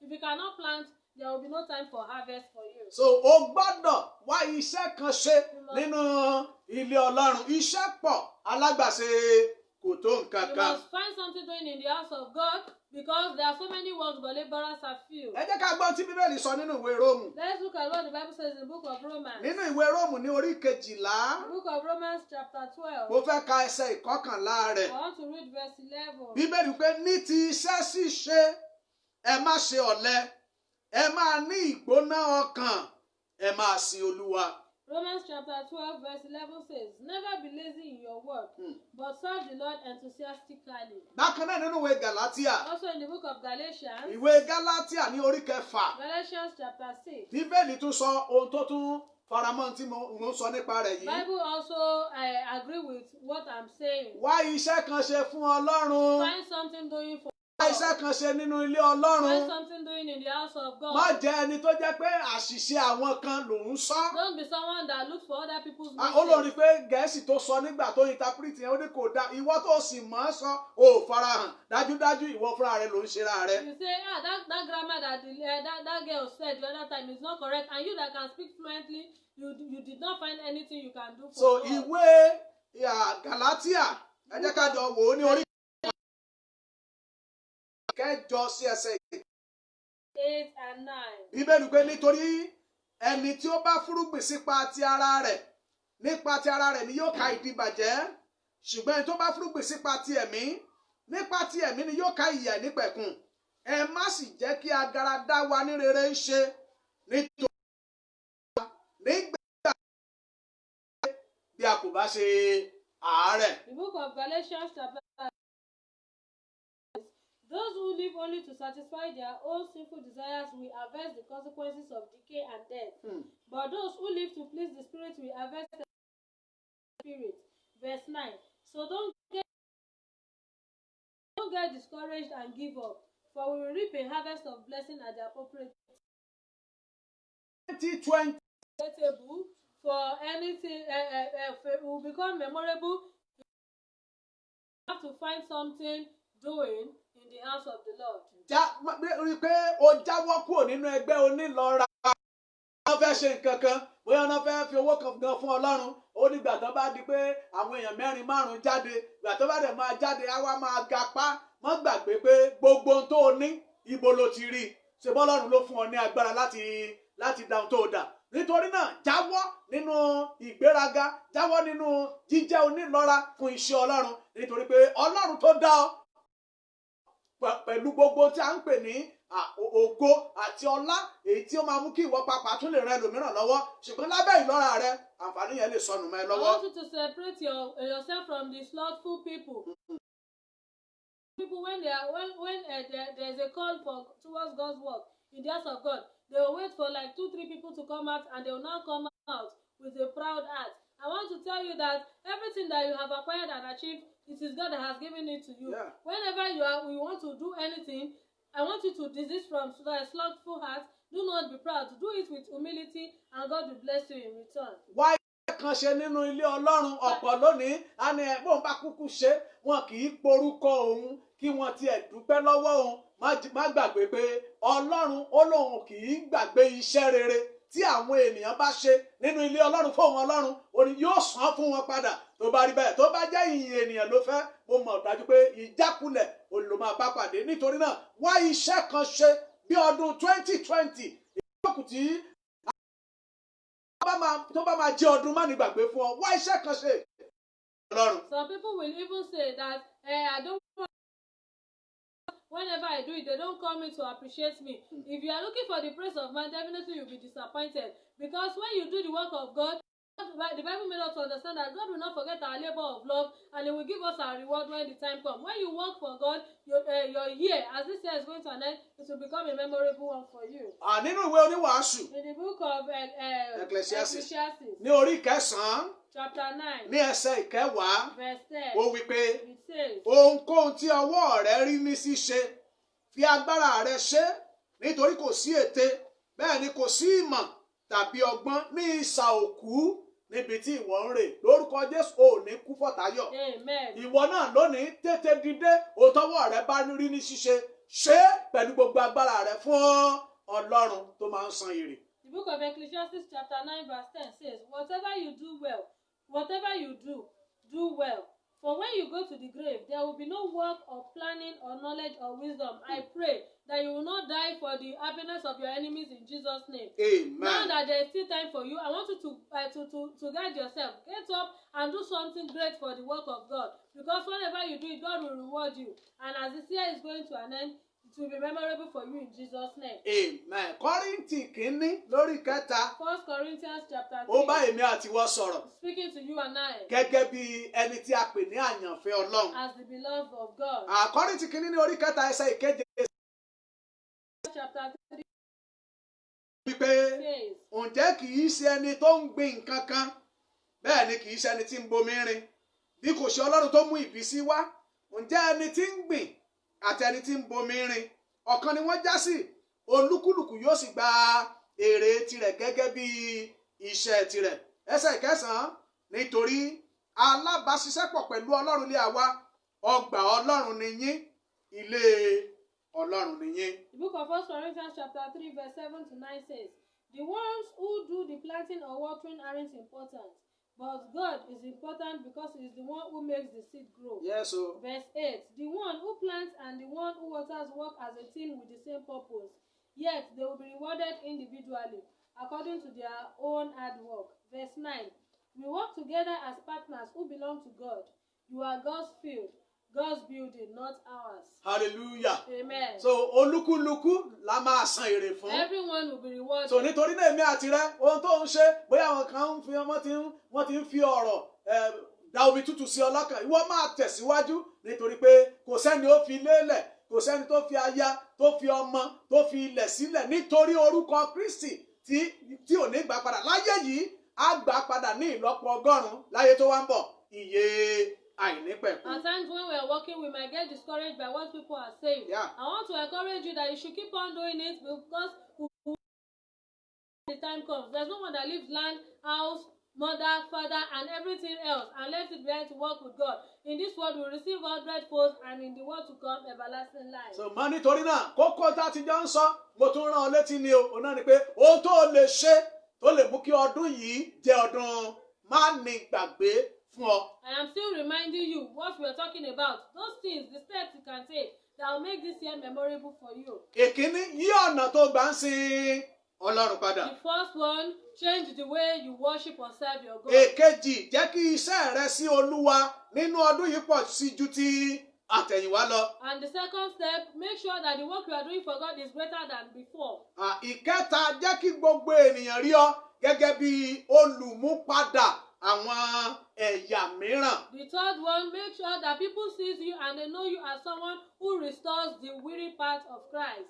Ìkẹrin, jẹ́ kí inú rẹ máa sí re ẹlòmíràn. The fourth one, be happy towards the goodness or the prosperity of Ìkarùn-ún, wá iṣẹ́ kan ṣe nínú ilé Ọlọ́run. Má jẹ́ bench warmer.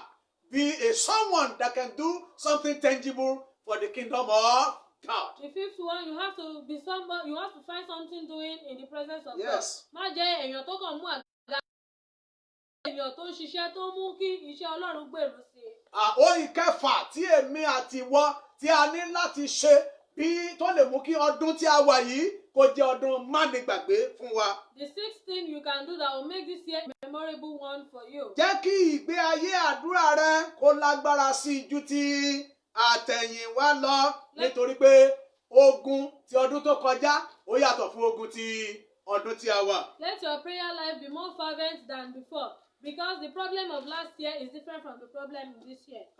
Bó tilẹ̀ jẹ́ pé lára àwọn òfin èyí tí ó wà nínú pé tí a bá bẹ̀rẹ̀ ìjọsìn ni pé kò tí ì sáàyè fún ìṣọ́ òru síbẹ̀ onú ilé tó ń gbé ó lè ṣe ìṣọ́ òru ńbẹ̀ ó lè gbàdúrà nítorí pé ọ̀rọ̀ ayé rẹ àdúrà jẹ́ sísọ fún Ọlọ́run ẹ̀dùn ọkàn wa ohun tí a fẹ́ kí Ọlọ́run kó ṣe fún wa. Though one of the rules guiding us now is that for now there will be no vigil.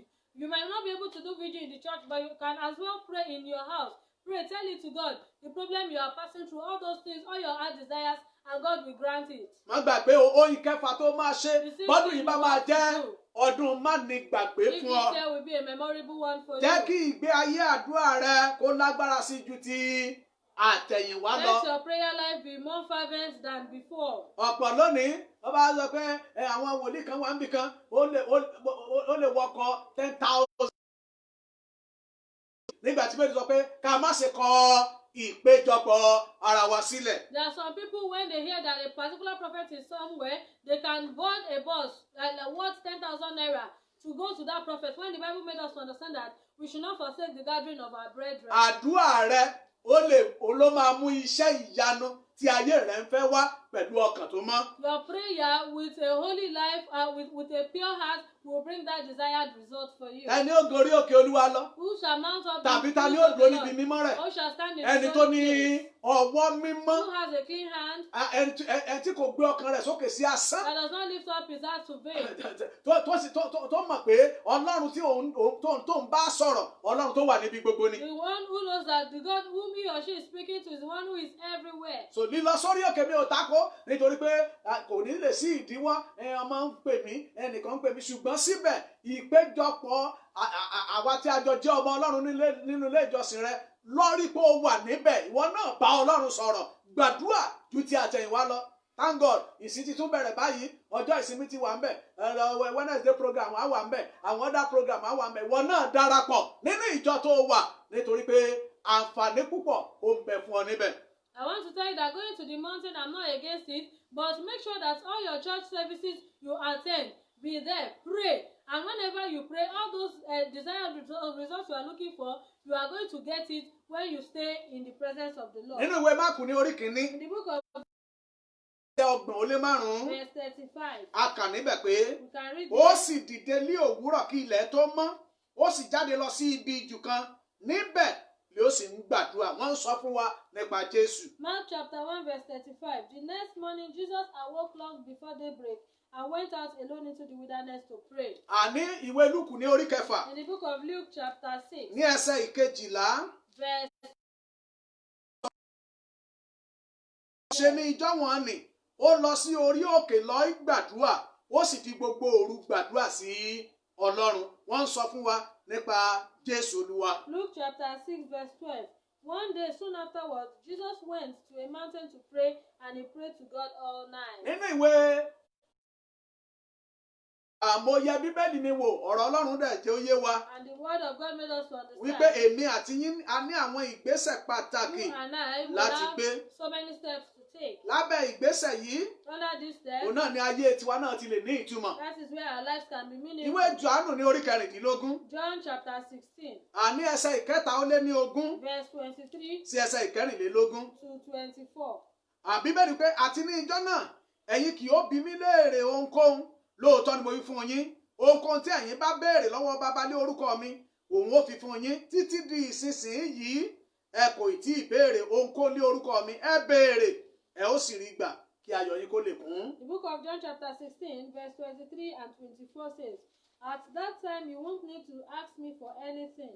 The truth is, you can go directly to the Father and ask him, and he will grant your request because you use my name. You haven't done this before. Ask, using my name, and you will receive, and you will have abundant joy." Irinṣẹ́ kan ṣoṣo tó o lè fi béèrè òun náà ni àdúrà. The only instrument you can use in asking is So nítorí náà prayer. jẹ́ kí ìgbé ayé àdúrà rẹ kó lágbára ju ti àtẹ̀yìnwá Let lọ. your prayer life be fervent. Èyí ló lè mú kí ọdún yìí kó jẹ́ ọdún má ní gbàgbé fún ọ. This can make this year a memorable one for Nínú you. ìwé Ìṣe Àpọ́sítélì ní orí In the kẹrin book of Acts of Apostles chapter 4. mo ń ka ẹsẹ̀ ìkẹrìnlélógún sí ọgbọ̀n ó lé kan. I'm reading from verse 24 to 31. Nígbà tí wọ́n sì gbọ́ wọ́n fi ọkàn kan gbé ohùn wọn sókè sí Ọlọ́run wọ́n sì wí pé Olúwa ìwọ tí ó dá ọ̀run ayé àti òkun àtohun gbogbo tí ń bẹ nínú rẹ̀ ìwọ nípa ẹ̀mí mímọ́ tó ti ẹnu Dáfídì bàbá wa ìránṣẹ́ rẹ̀ wípé èéṣe tí àwọn kèfèrí fi ń bínú àti tí àwọn ènìyàn ń gbèrò wọn asán àwọn ọba ayé dìde àti àwọn ìjòyè kó ara wọn jọ sí Olúwa àti sí Kristi rẹ̀ ní tòótọ́ sáà ni sí Jésù ọmọ mímọ́ rẹ̀ ẹni tí ìwọ fi òróró yàn àti Hẹ́rọ́dù àti Pọ́ńtù Pílátù pẹ̀lú àwọn kèfèrí àti àwọn ènìyàn Ísírẹ́lì péjọ sí láti ṣe ohunkóhun tí ọwọ́ rẹ àti ìmọ̀ rẹ ti pinnu ṣáájú pé yóò ṣẹlẹ̀ ǹjẹ́ nísinsìnyí Olúwa kíyèsí ìkìlọ̀ wọn kí o sì fi fún àwọn ọmọ ọ̀dọ̀ rẹ láti máa fi ìgboyà gbogbo sọ ọ̀rọ̀ rẹ kí ìwọ kí ó sì fi nínà ọwọ́ rẹ ṣe dídára àti kí iṣẹ́ àmì àti iṣẹ́ ìyanu kí ó máa ṣe ní orúkọ Jésù ọmọ mímọ́ rẹ. Ẹsẹ̀ 30 nígbà tí wọ́n sì gbàdúrà tán ibi tí wọ́n gbé péjọ sí mìtìtì gbogbo wọn sì kún fún ẹ̀mí mímọ́ wọ́n sì ń fi ìgboyà sọ ọ̀rọ̀ Ọlọ́run. Ohun tó ń dùn wọ́n ohun tí wọ́n ń ṣe sí Jésù ó jẹ́ ohun ọgbẹ́ fún wọn wọ́n sì gbàdúrà Ọlọ́run gbọ́ ibi tí wọ́n péjọ sí ó mìtìtì ẹ̀mí mímọ́ dẹ̀ ó fi adédé ohun gbogbo tí wọ́n béèrè lórí. Bí ìwọ náà bá lè yí ọ̀nà tó gbà ń gbàdúrà padà bó lè fi gbogbo ẹ sọ fún ọ pé ọdún tí a jọ wà nínú rẹ̀ yìí ó máa jẹ́ ọdún má ní gbàgbé fún ọ. Acts chapter 4 verse 24 to 31. Then all the believers were united as they lifted their voices in prayer. O sovereign Lord, creator of heaven and earth, the sea, and everything in them, you spoke long ago by the Holy Spirit through our ancestor King David, your servant, saying, why did the nation rage? Why did the people waste their time with futile plans? The kings of the earth prepared for battle. The rulers gathered together against the Lord and against his Messiah. This is what happened here in this city, for Herod Antipas, Pontius Pilate the governor, the Gentiles, and the people of Israel were all united against Jesus, your holy servant, whom you anointed. In fact, everything they did occurred according to your eternal will and plan. And now, hear their threats, and give your servants great boldness in their preaching. Send your healing power. May miraculous signs and wonders be done through the name of your holy servant Jesus. Verse 31. After this prayer, the building where they were meeting shook, and they were all filled with the Holy Spirit, and they boldness. We can see here that these people prayed. They told God their heart desires, and the Holy Spirit came down and crowned all their prayer with good results. Má gbàgbé o ìkẹfà tó máa ṣe bí ọdún ìbá máa jẹ́ ọdún má ní gbàgbé. Bí ìgbé ayé àdúrà rẹ kó lágbára sí i ju ti àtẹ̀yìnwá lọ. Do not forget the 6th thing you have to do for your year to become a memorable one. You have to make sure your prayer life is fervent than before. Bí o bá ṣe lè gbàdúrà tó ní èyí tó kù ọdún yìí òun náà ni yóò fi ní àǹfààní àti rẹ́rìn ayọ̀ lórí ogun ayé rẹ tí yóò sì mú kí ìbànújẹ́ àìlópin kó parẹ́ pátápátá èyí tí ọ̀tá sì ṣètò fún ọ. The extent to which you can pray will determine how successful you will be in your life. All your problem and the threat of enemy round about will be destroyed. Má gbàgbé o wọ́n sọ fún wa pé àdúrà ó jẹ́ àdúrà ẹni ó bá ti sùn kì í sún. Do not forget that according to the proverb, they said prayer is something that you would strive to get, and also whosoever that stays in the spot will not move forward. So nítorí náà má sùn bí a jí nísinsìnyí kí o sì rí i pé ìwọ náà gbàdúrà sí Ọlọ́run ẹni tí ń dá gbogbo àdúrà. Do not sleep. Wake up right now and pray to God, and pray to God. He alone that can answer all prayers. Nínú ìwé orin ìjọ Àpọ́sítélì ti Kristi olórin yẹn wípé Christ Apostolic Church yóò dá fún gbogbo àdúrà ìlérí àti fẹ́rẹ̀ kò sátì yí padà rí ògo fọ́pá rẹ̀. Gbogbo etí tó ń gbọ́ mi. Every ear listening to me. Ìwọ náà mo mọ̀ pé o máa pín fún àwọn ọ̀rẹ́ tàbí àwọn ẹlòmíràn. You will share it to your friends and everyone. Ṣùgbọ́n má gbàgbé o, àdúrà sì ń gbà.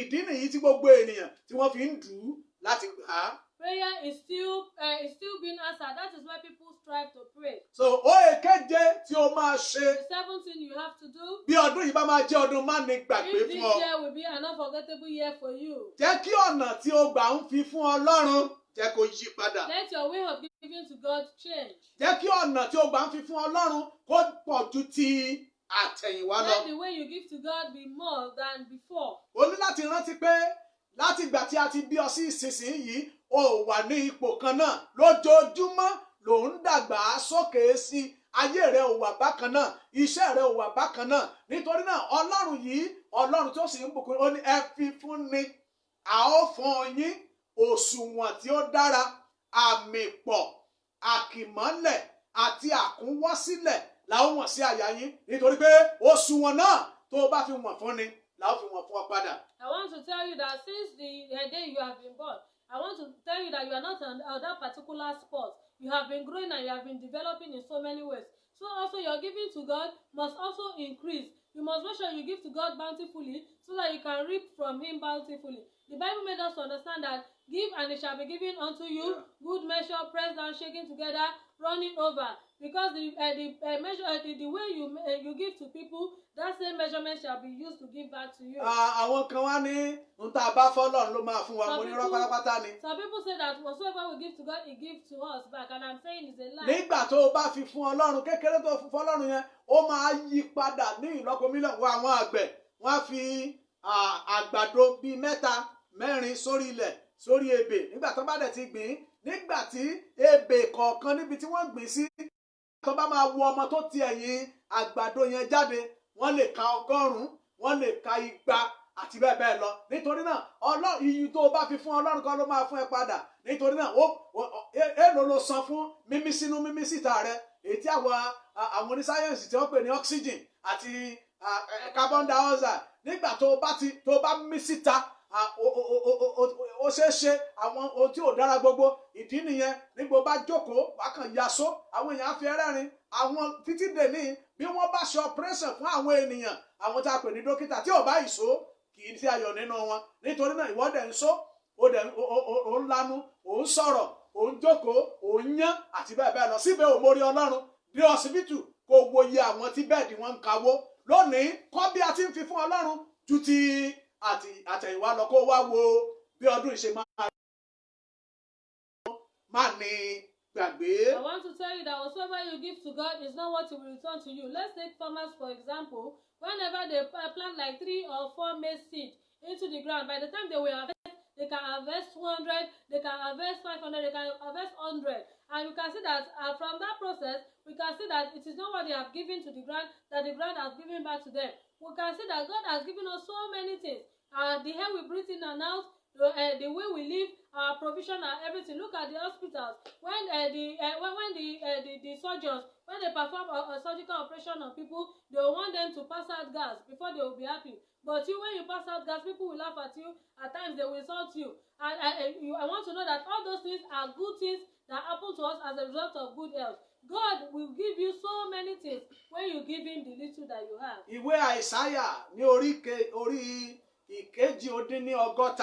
The book of Isaiah chapter 58. Àní ẹsẹ̀ tí a fẹ́ jọ wòye, ẹsẹ̀ 9 sí ẹsẹ̀ 11 ó sọ̀rọ̀. Verse 6 to 11 says something. Pé Bíbélì tiẹ̀ náà tó bá jẹ́ pé ó wà ní àyíká. Read your Bible if you are around. Nítorí pé èmi mọ̀ dájú pé bó o bá fi fún Ọlọ́run ní ọ̀nà tó pọ̀ ju ti àtẹ̀yìnwá lọ, ó ní ọ̀pọ̀lọpọ̀ èrè ńlá èyí tí ẹnikẹ́ni ìṣirò rẹ̀. When you give to God more than before, it has a lot of reward that nobody can count. Isaiah 58 verse 6 to 11. Isaiah 58 verse 6 to 11. Ó wí pé àwẹ̀ tí mo yàn kọ́ èyí láti tú ọ̀já ìṣòdodo, láti tú ẹrù wúwo, àti láti jẹ́ kí aninilára lọ lọ́fẹ̀ẹ́, àti láti já gbogbo àjàgà. Kì í ṣe láti fi oúnjẹ rẹ fún àwọn tí ebi ń pa, àti kí ìwọ kí ó mú àwọn òtòṣì tí a tì sóde wá sí ilé. Nígbà tí ìwọ bá rí arìnhòhò, kí ìwọ kí ó bò ó, kí o má sì fi ara rẹ pamọ́ kúrò lọ́dọ̀ ẹran ara tìrẹ. Nígbà náà ni ìmọ́lẹ̀ rẹ yóò bẹ́ jáde bí òwúrọ̀, ìlera rẹ yóò sọ jáde kánkán, òdodo rẹ yóò sì lọ ṣáájú rẹ, ògo Olúwa yóò sì kó ọjọ́. Nígbà náà ni ìwọ ó pè, Olúwa yóò sì dáhùn. Hallelujah. Ìwọ ó kígbe, òun ó sì wí pé èmi nìyí. Bí ìwọ bá mú àjàgà nínà ìka àti sísọ asán kúrò láàrin rẹ, bí ìwọ bá fa ọkàn rẹ jáde fún ẹni tí ebi ń pa, tí o sì tẹ́ ọkàn tí à ń pọ́n lójú lọ́rùn, nígbà náà ni ìmọ́lẹ̀ rẹ yóò sì là nínú òkùnkùn, àti òkùnkùn rẹ bí ọ̀sán gangan. Ẹsẹ̀ 11, Olúwa yóò máa tọ́ ọ nígbà gbogbo, yóò sì tẹ́ ọkàn rẹ lọ́rùn ní ibi gbígbẹ, yóò sì mú egungun rẹ ṣọ́ra. Ìwọ ó sì dàbí ọgbà tí a bomirin, àti bí ìsun omi tí omi rẹ̀ kì í tán. Isaiah chapter 58 verse 6 to 11 says, No, the kind of fasting I want calls you to free those who are wrongly imprisoned, Yes, so. and to stop oppressing those who work for you. Treat them fairly and give them what they earn. I want you to share your food with the hungry and to welcome poor wanderers into your homes. Give clothes to those who need them, and do not hide from relatives who need your help. If you do these things, your salvation will come like the dawn. Yes, your healing will come quickly. Your godliness will lead you forward, and the glory of the Lord will protect you from behind. Then when you call, the Lord will answer, yes, I am here. He will quickly reply. Yes. Stop oppressing the helpless and stop making false accusations and spreading vicious rumors. Feed the hungry and help those in trouble. Then your light will shine out from the darkness, and the darkness around you will be as bright as day. Verse 11. The Lord will guide you continually, watering your life when you are dry and keeping you healthy too. You will be like a well-watered garden, like an ever-flowing spring. Hallelujah. Amen. So rántí wípé Remember that Ọlọ́run bùkún fún ọ God has helped láti you, lè lo blessed ìbùkún you, náà fún ìgbésókè iṣẹ́ Ọlọ́run àti àwọn tó yí ọ ká. to use the blessing for the uplift of God's word and the help of those around Òwe you. orí kọkànlá ẹsẹ̀ ìkẹrìnlélógún àti ìkẹẹ̀dọ́gbọ̀n. Proverbs 11 verse Ó wí pé ẹnìkan wà tí ń túká, said there's one that scatters. síbẹ̀ ó ń bí sí i. The person goes forward. Ẹnìkan sì wà tí ń háwọ́ jù bó ti yẹ lọ, But there are some who are stingy, ṣùgbọ́n kìkì sí àìní ni. but they lose everything. Ọkàn ìṣoore ni a ń mú sanra. The generous people are satisfied and prosper. Ẹni tó ń bomi rin ni, Those who refresh others, òun tìkára rẹ̀ la ó sì bomi rin they pẹ̀lú. shall be refreshed as So well. nítorí náà ó ìkéje nìyẹn tó o bá fẹ́ kí ọdún yìí ní ètò kù ọdún yìí kó jẹ́ ọdún má ní gbàgbé fún ọ. If you want this year to be a memorable one for you, Jẹ́ kí ọ̀nà tí o gbà ń fi fún Ọlọ́run lọ́dún tí a wà yìí kó pọ̀ sí ju ti àtẹ̀yìnwá lọ. the way you give to God, let it be better than before. Àkí tó mú wá sí ìdánudúró, Before I bring it to conclusion, ìgbésẹ̀ kẹjọ tí o ní láti gbé. the 8th step you have to take. Bí ọdún yìí bá máa jẹ́ ọdún má ní gbàgbé fún ọ. If this year will be a memorable one for you, Jẹ́ kí ìṣòtítọ́ rẹ sí Ọlọ́run nípa ìdámẹ́wàá rẹ yàtọ̀ pátápátá sí ti àtẹ̀yìnwá. let your faithfulness to God in tithe be different from the former time. Má gbàgbé pé nígbàkigbà tó o bá ti ń ṣiṣẹ́, Ọlọ́run á ran oòrùn sí, á rọ òjò sí, á mú kí àwọn ìrì kó sẹ̀ sí, kí oko yẹn kó bàa lè dára.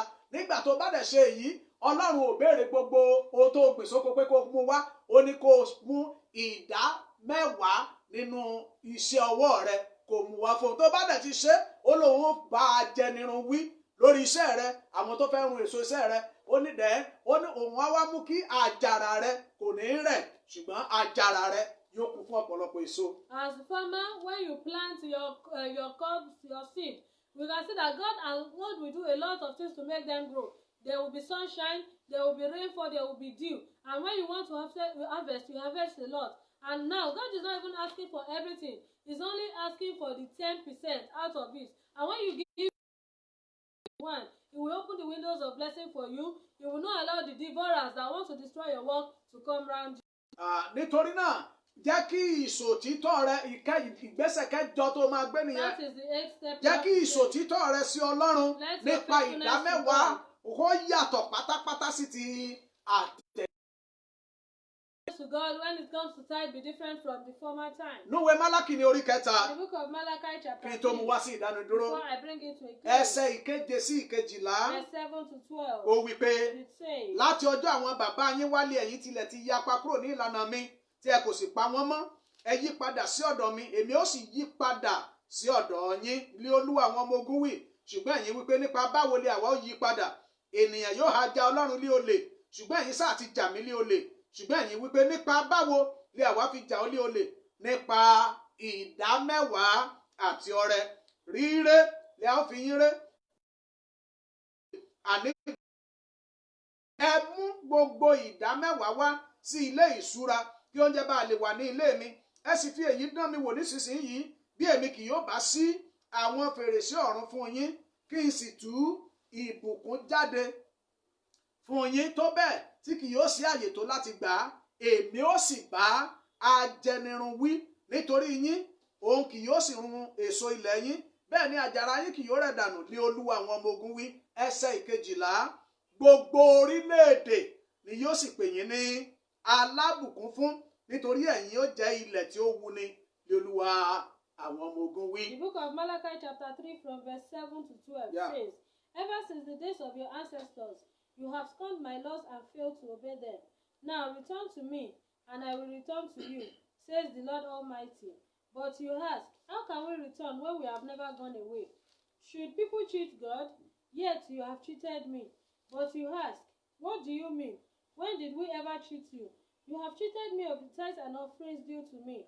You are under a curse, for your own nation has been cheating me. Bring out the tithes into the storehouse, so there will be enough food in my temple. If you do, says the Almighty, I will open the windows of heaven for you. I will pour out a blessing so great you won't have enough room to take it in. Try it. Let me prove it to you. Your crops will be abundant, for I will guard them from insect and disease.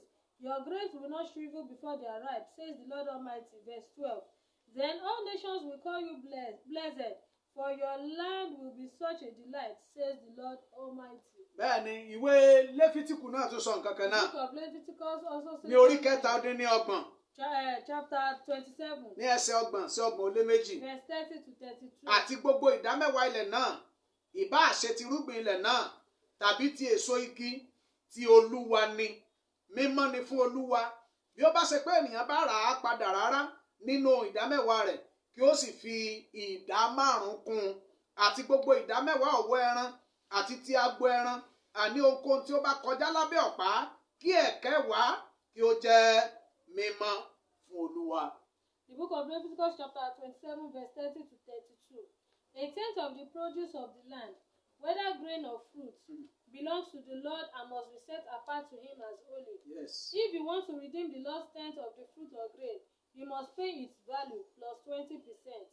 The Lord also owns every tenth animal counted off from your herds and flocks.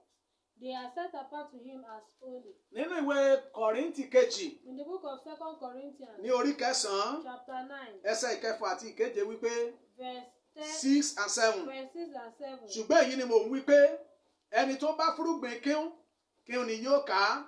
Ẹni tó bá sì fúrúgbìn púpọ̀ ni yóò ká. Kí olúkúlùkù ènìyàn kó ṣe gẹ́gẹ́ bí ó ti pinnu lé ọkàn rẹ̀. Kì í ṣe àfekúnṣe tàbí àìgbọ́dọ̀ má ṣe, nítorí Ọlọ́run fẹ́ onínú dídùn ọlọ́rẹ̀. Kọ́ríńtì kejì ní orí 9 ẹsẹ̀ 6 àti ẹsẹ̀ 7. 2 Corinthians chapter 9 verse 6 and 7. It says, remember this, a farmer who plants only a few seeds will get a small crop, but the one who plants generously will get a generous crop. You must make each up your own mind as to how much you should give. Don't give reluctantly or in response to pressure, for God loves the person who gives cheerfully. Èmi àti yín nítorí náà bí mo ti mú ọ̀rọ̀ Ọlọ́run wá sí ìdánudúró, àwọn mẹ́jẹ̀ẹ̀jọ yìí ó lè mú kí ọdún tí a wà nínú rẹ̀ yìí kó jẹ́ ọdún mánigbàgbé nínú ire, nínú ìṣerere, nínú ògo, nínú ìsọdi ńlá, nínú ìgbéga. Ó lè sọ ọdún yìí ọdún mánigbàgbé, ó lè sọ di ọdún mánigbàgbé fún ẹ. All these as we are taking this service to a close, I want to tell you that all these necessary steps that we have mentioned, they are the steps that will make this year a memorable year in glory, in promotion, in success, and in all good things round about. You and I. Bí a bá lè gbé ìgbésẹ̀ mẹ́jẹ̀ẹ̀jọ yìí, Olúwa ń retí lọ́wọ́ ìwọ àti èmi láti gbé ìgbésẹ̀ mẹ́jẹ̀ẹ̀jọ yìí. God is expecting you and I to take these 8 steps. Bí o bá sì lè gbé ìgbésẹ̀ yìí, and if you can take these 8 steps, o má ní gbà yóò wọnú ayé rẹ. Unforgettable things will come into your Èyí life. tí wọ́n forere júwe. That will make people happy with good things. Yóò wọnú iṣẹ́ rẹ. Come into your job. Iṣẹ́ rẹ wá di iṣẹ́ tí a fi ń súre fún ẹlòmíràn. And your business will not be one versus others. Ìgbàgbé a sì máa farahàn nínú ìrìn àjò rẹ. Memorable things for good will appear in your job. I'm bringing it to close. Bíbélì sọ fún wa nínú ìwé Kọ́ríńtì kejì bákan náà. The Bible made us understand. Ìkẹtàlá. Chapter 13. Kọ́ríńtì kejì orí ìkẹtàlá. 2 Corinthians chapter 13. Ní ẹsẹ̀ ibẹ̀ ni mo ti ń parí ẹ̀ sí. That is where we finish it. Bíbélì pé ẹ máa wádìí ara yín bí ẹ̀yin bá wà gbàgbọ́, ẹ máa dán ara yín wò. Ara yín kò mọ ara yín pé Jésù Kristi wà nínú yín àfi bí ẹ̀yin bá jẹ́ àwọn tí a tanù. 2 Corinthians chapter 13 verse 5 says, examine yourselves to see if your faith is really genuine. Test yourselves. If you cannot tell that Jesus Christ is among you, it means you have failed the test. So nítorí náà bí a ti ń mú wá sí ìdádó tí a gbàdúrà. We are bringing this to a close and we want to pray. O mẹ́jẹ̀jọ yìí ló lè sọ ọdún yìí di ọdún má ní gbàgbé fún ọ. That will make this year a memorable one for you. Bákan náà bí o bá nílò ìrànlọ́wọ́ àdúrà wa. If you need the help of our prayers. Bó o bá nílò ohun tí a ń pè ní ìgbànímọ̀ràn wa. If you need our counseling. O lè kọ àwọn ẹ̀rọ yìí sílẹ̀. You can as well write down this. Ọlọ́run bá sì fokún sí ọlọ́kàn tó fẹ́ ṣe pẹ̀lú. And if God has put it in your mind to do O lè something. pe ẹ̀rọ ìbánisọ̀rọ̀ mi yìí. You can call the following numbers. Ẹ̀rọ ìbánisọ̀rọ̀ náà nìyí. And these numbers are 080 080 34 34 71 71 53 53 95. 95 080 080 34 34 71 71 3 53 95. 95. Èkejì The second number 080 080 88 88 08 08 70 70 26. 26 080 080 88 88 08 08 70 70 26. 26. Ohunkóhun tí ẹ̀mí mímọ́ bá fi sí ọlọ́kàn láti ṣe, Whatever the Holy Spirit have laid in your heart to tó o do, bá pè wá, if you call us, a ó dá ọ lóhùn. we will answer you. Tó o bá sì ní ohun bóyá lábẹ́ ohun tó o gbọ́ yìí bóyá kò yé ọ tó, Under this sermon you don't understand, tó o bá pe ẹ̀rọ yìí, you can still call this number. n ó tún láǹfààní láti dá ọ lóhùn. You have more time to speak to Olúwa you. yóò ràn ọ́ lọ́wọ́. God bless you. Rí Kristi Olúwa ò bá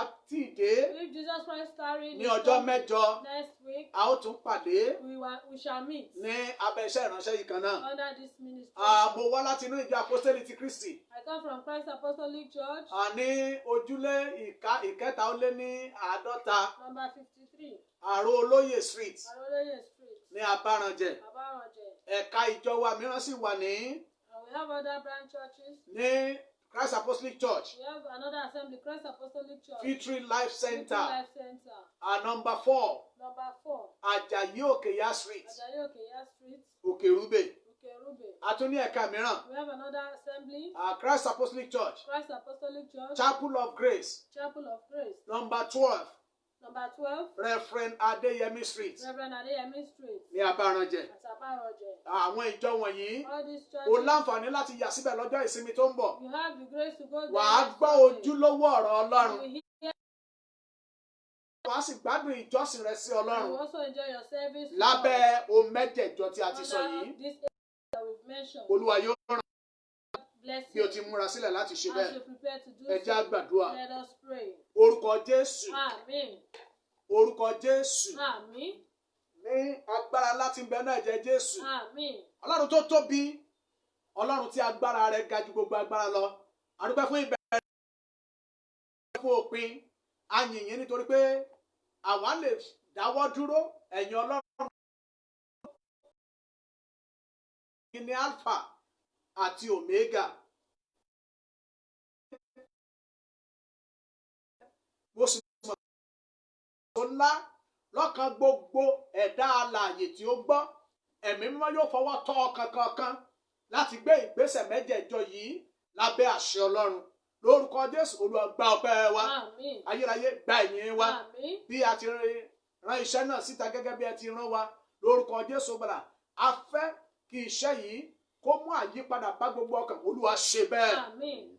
Gbogbo ìgbésẹ̀ tí ẹnikẹ́ni ti gbé tó ti mú kí ayé rẹ di ayé tí a ti gbàgbé tí àwọn ènìyàn tí ẹ lè fohùn rere rántí rẹ láti ìsinsìnyí lọ, ẹ̀mí tó ń yí padà sí Kristi, ẹ̀mí tó ń gbàdúrà, ẹ̀mí tó ń yí ọ̀nà tó gbà ń jọ́sìn padà, àwọn tó sì gbé ìgbésẹ̀ tó dára láti ní tí inú rẹ yóò dùn sí rí ẹlòmíràn, ẹ̀mí yìí ó yá kó wọnú ayé rẹ. Amen, Jésù. Ayé rẹ lórúkọ Jésù gbàdá.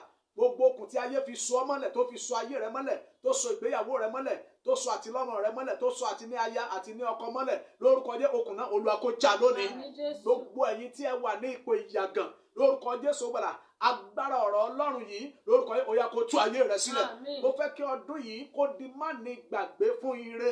Ó ní lọ́dún yìí lọ́lọ́run sọ lèmi náà lóyún. Ó ní lọ́dún yìí lèmi náà ní iṣẹ́ tó dára. Lọ́dún yìí lèmi náà dẹni ìgbéga. Lọ́dún yìí ni ayé mi yí padà. Lọ́dún yìí lèmi náà fi ayé mi fún Jésù lákọ̀tún. Lórúkọ Jésù oore ọ̀fẹ́ Olúwa yọ̀ǹda rẹ̀ fún ẹ. Àmín, Jésù. Ọlọ́run gbọ́ àdúrà. Àmín. Bàbá láti ìsinsìnyí lọ bí àwọn ènìyàn wọ̀nyí bí ẹ ti ń yí wọn padà sí àṣẹ yín, bí gbogbo ògo ti ń padà sọ́dọ̀ yín ọ̀gá ògo, ìbùkún iṣẹ́ ìránṣẹ́ yìí lórúkọ Jésù ó yá kó jẹ́ tiwa o, ká sì máa dúpẹ́. Ọlọ́run gbọ́ àdúrà.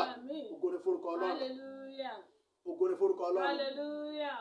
Ògo ni forúkọ Ọlọ́run. Hallelujah.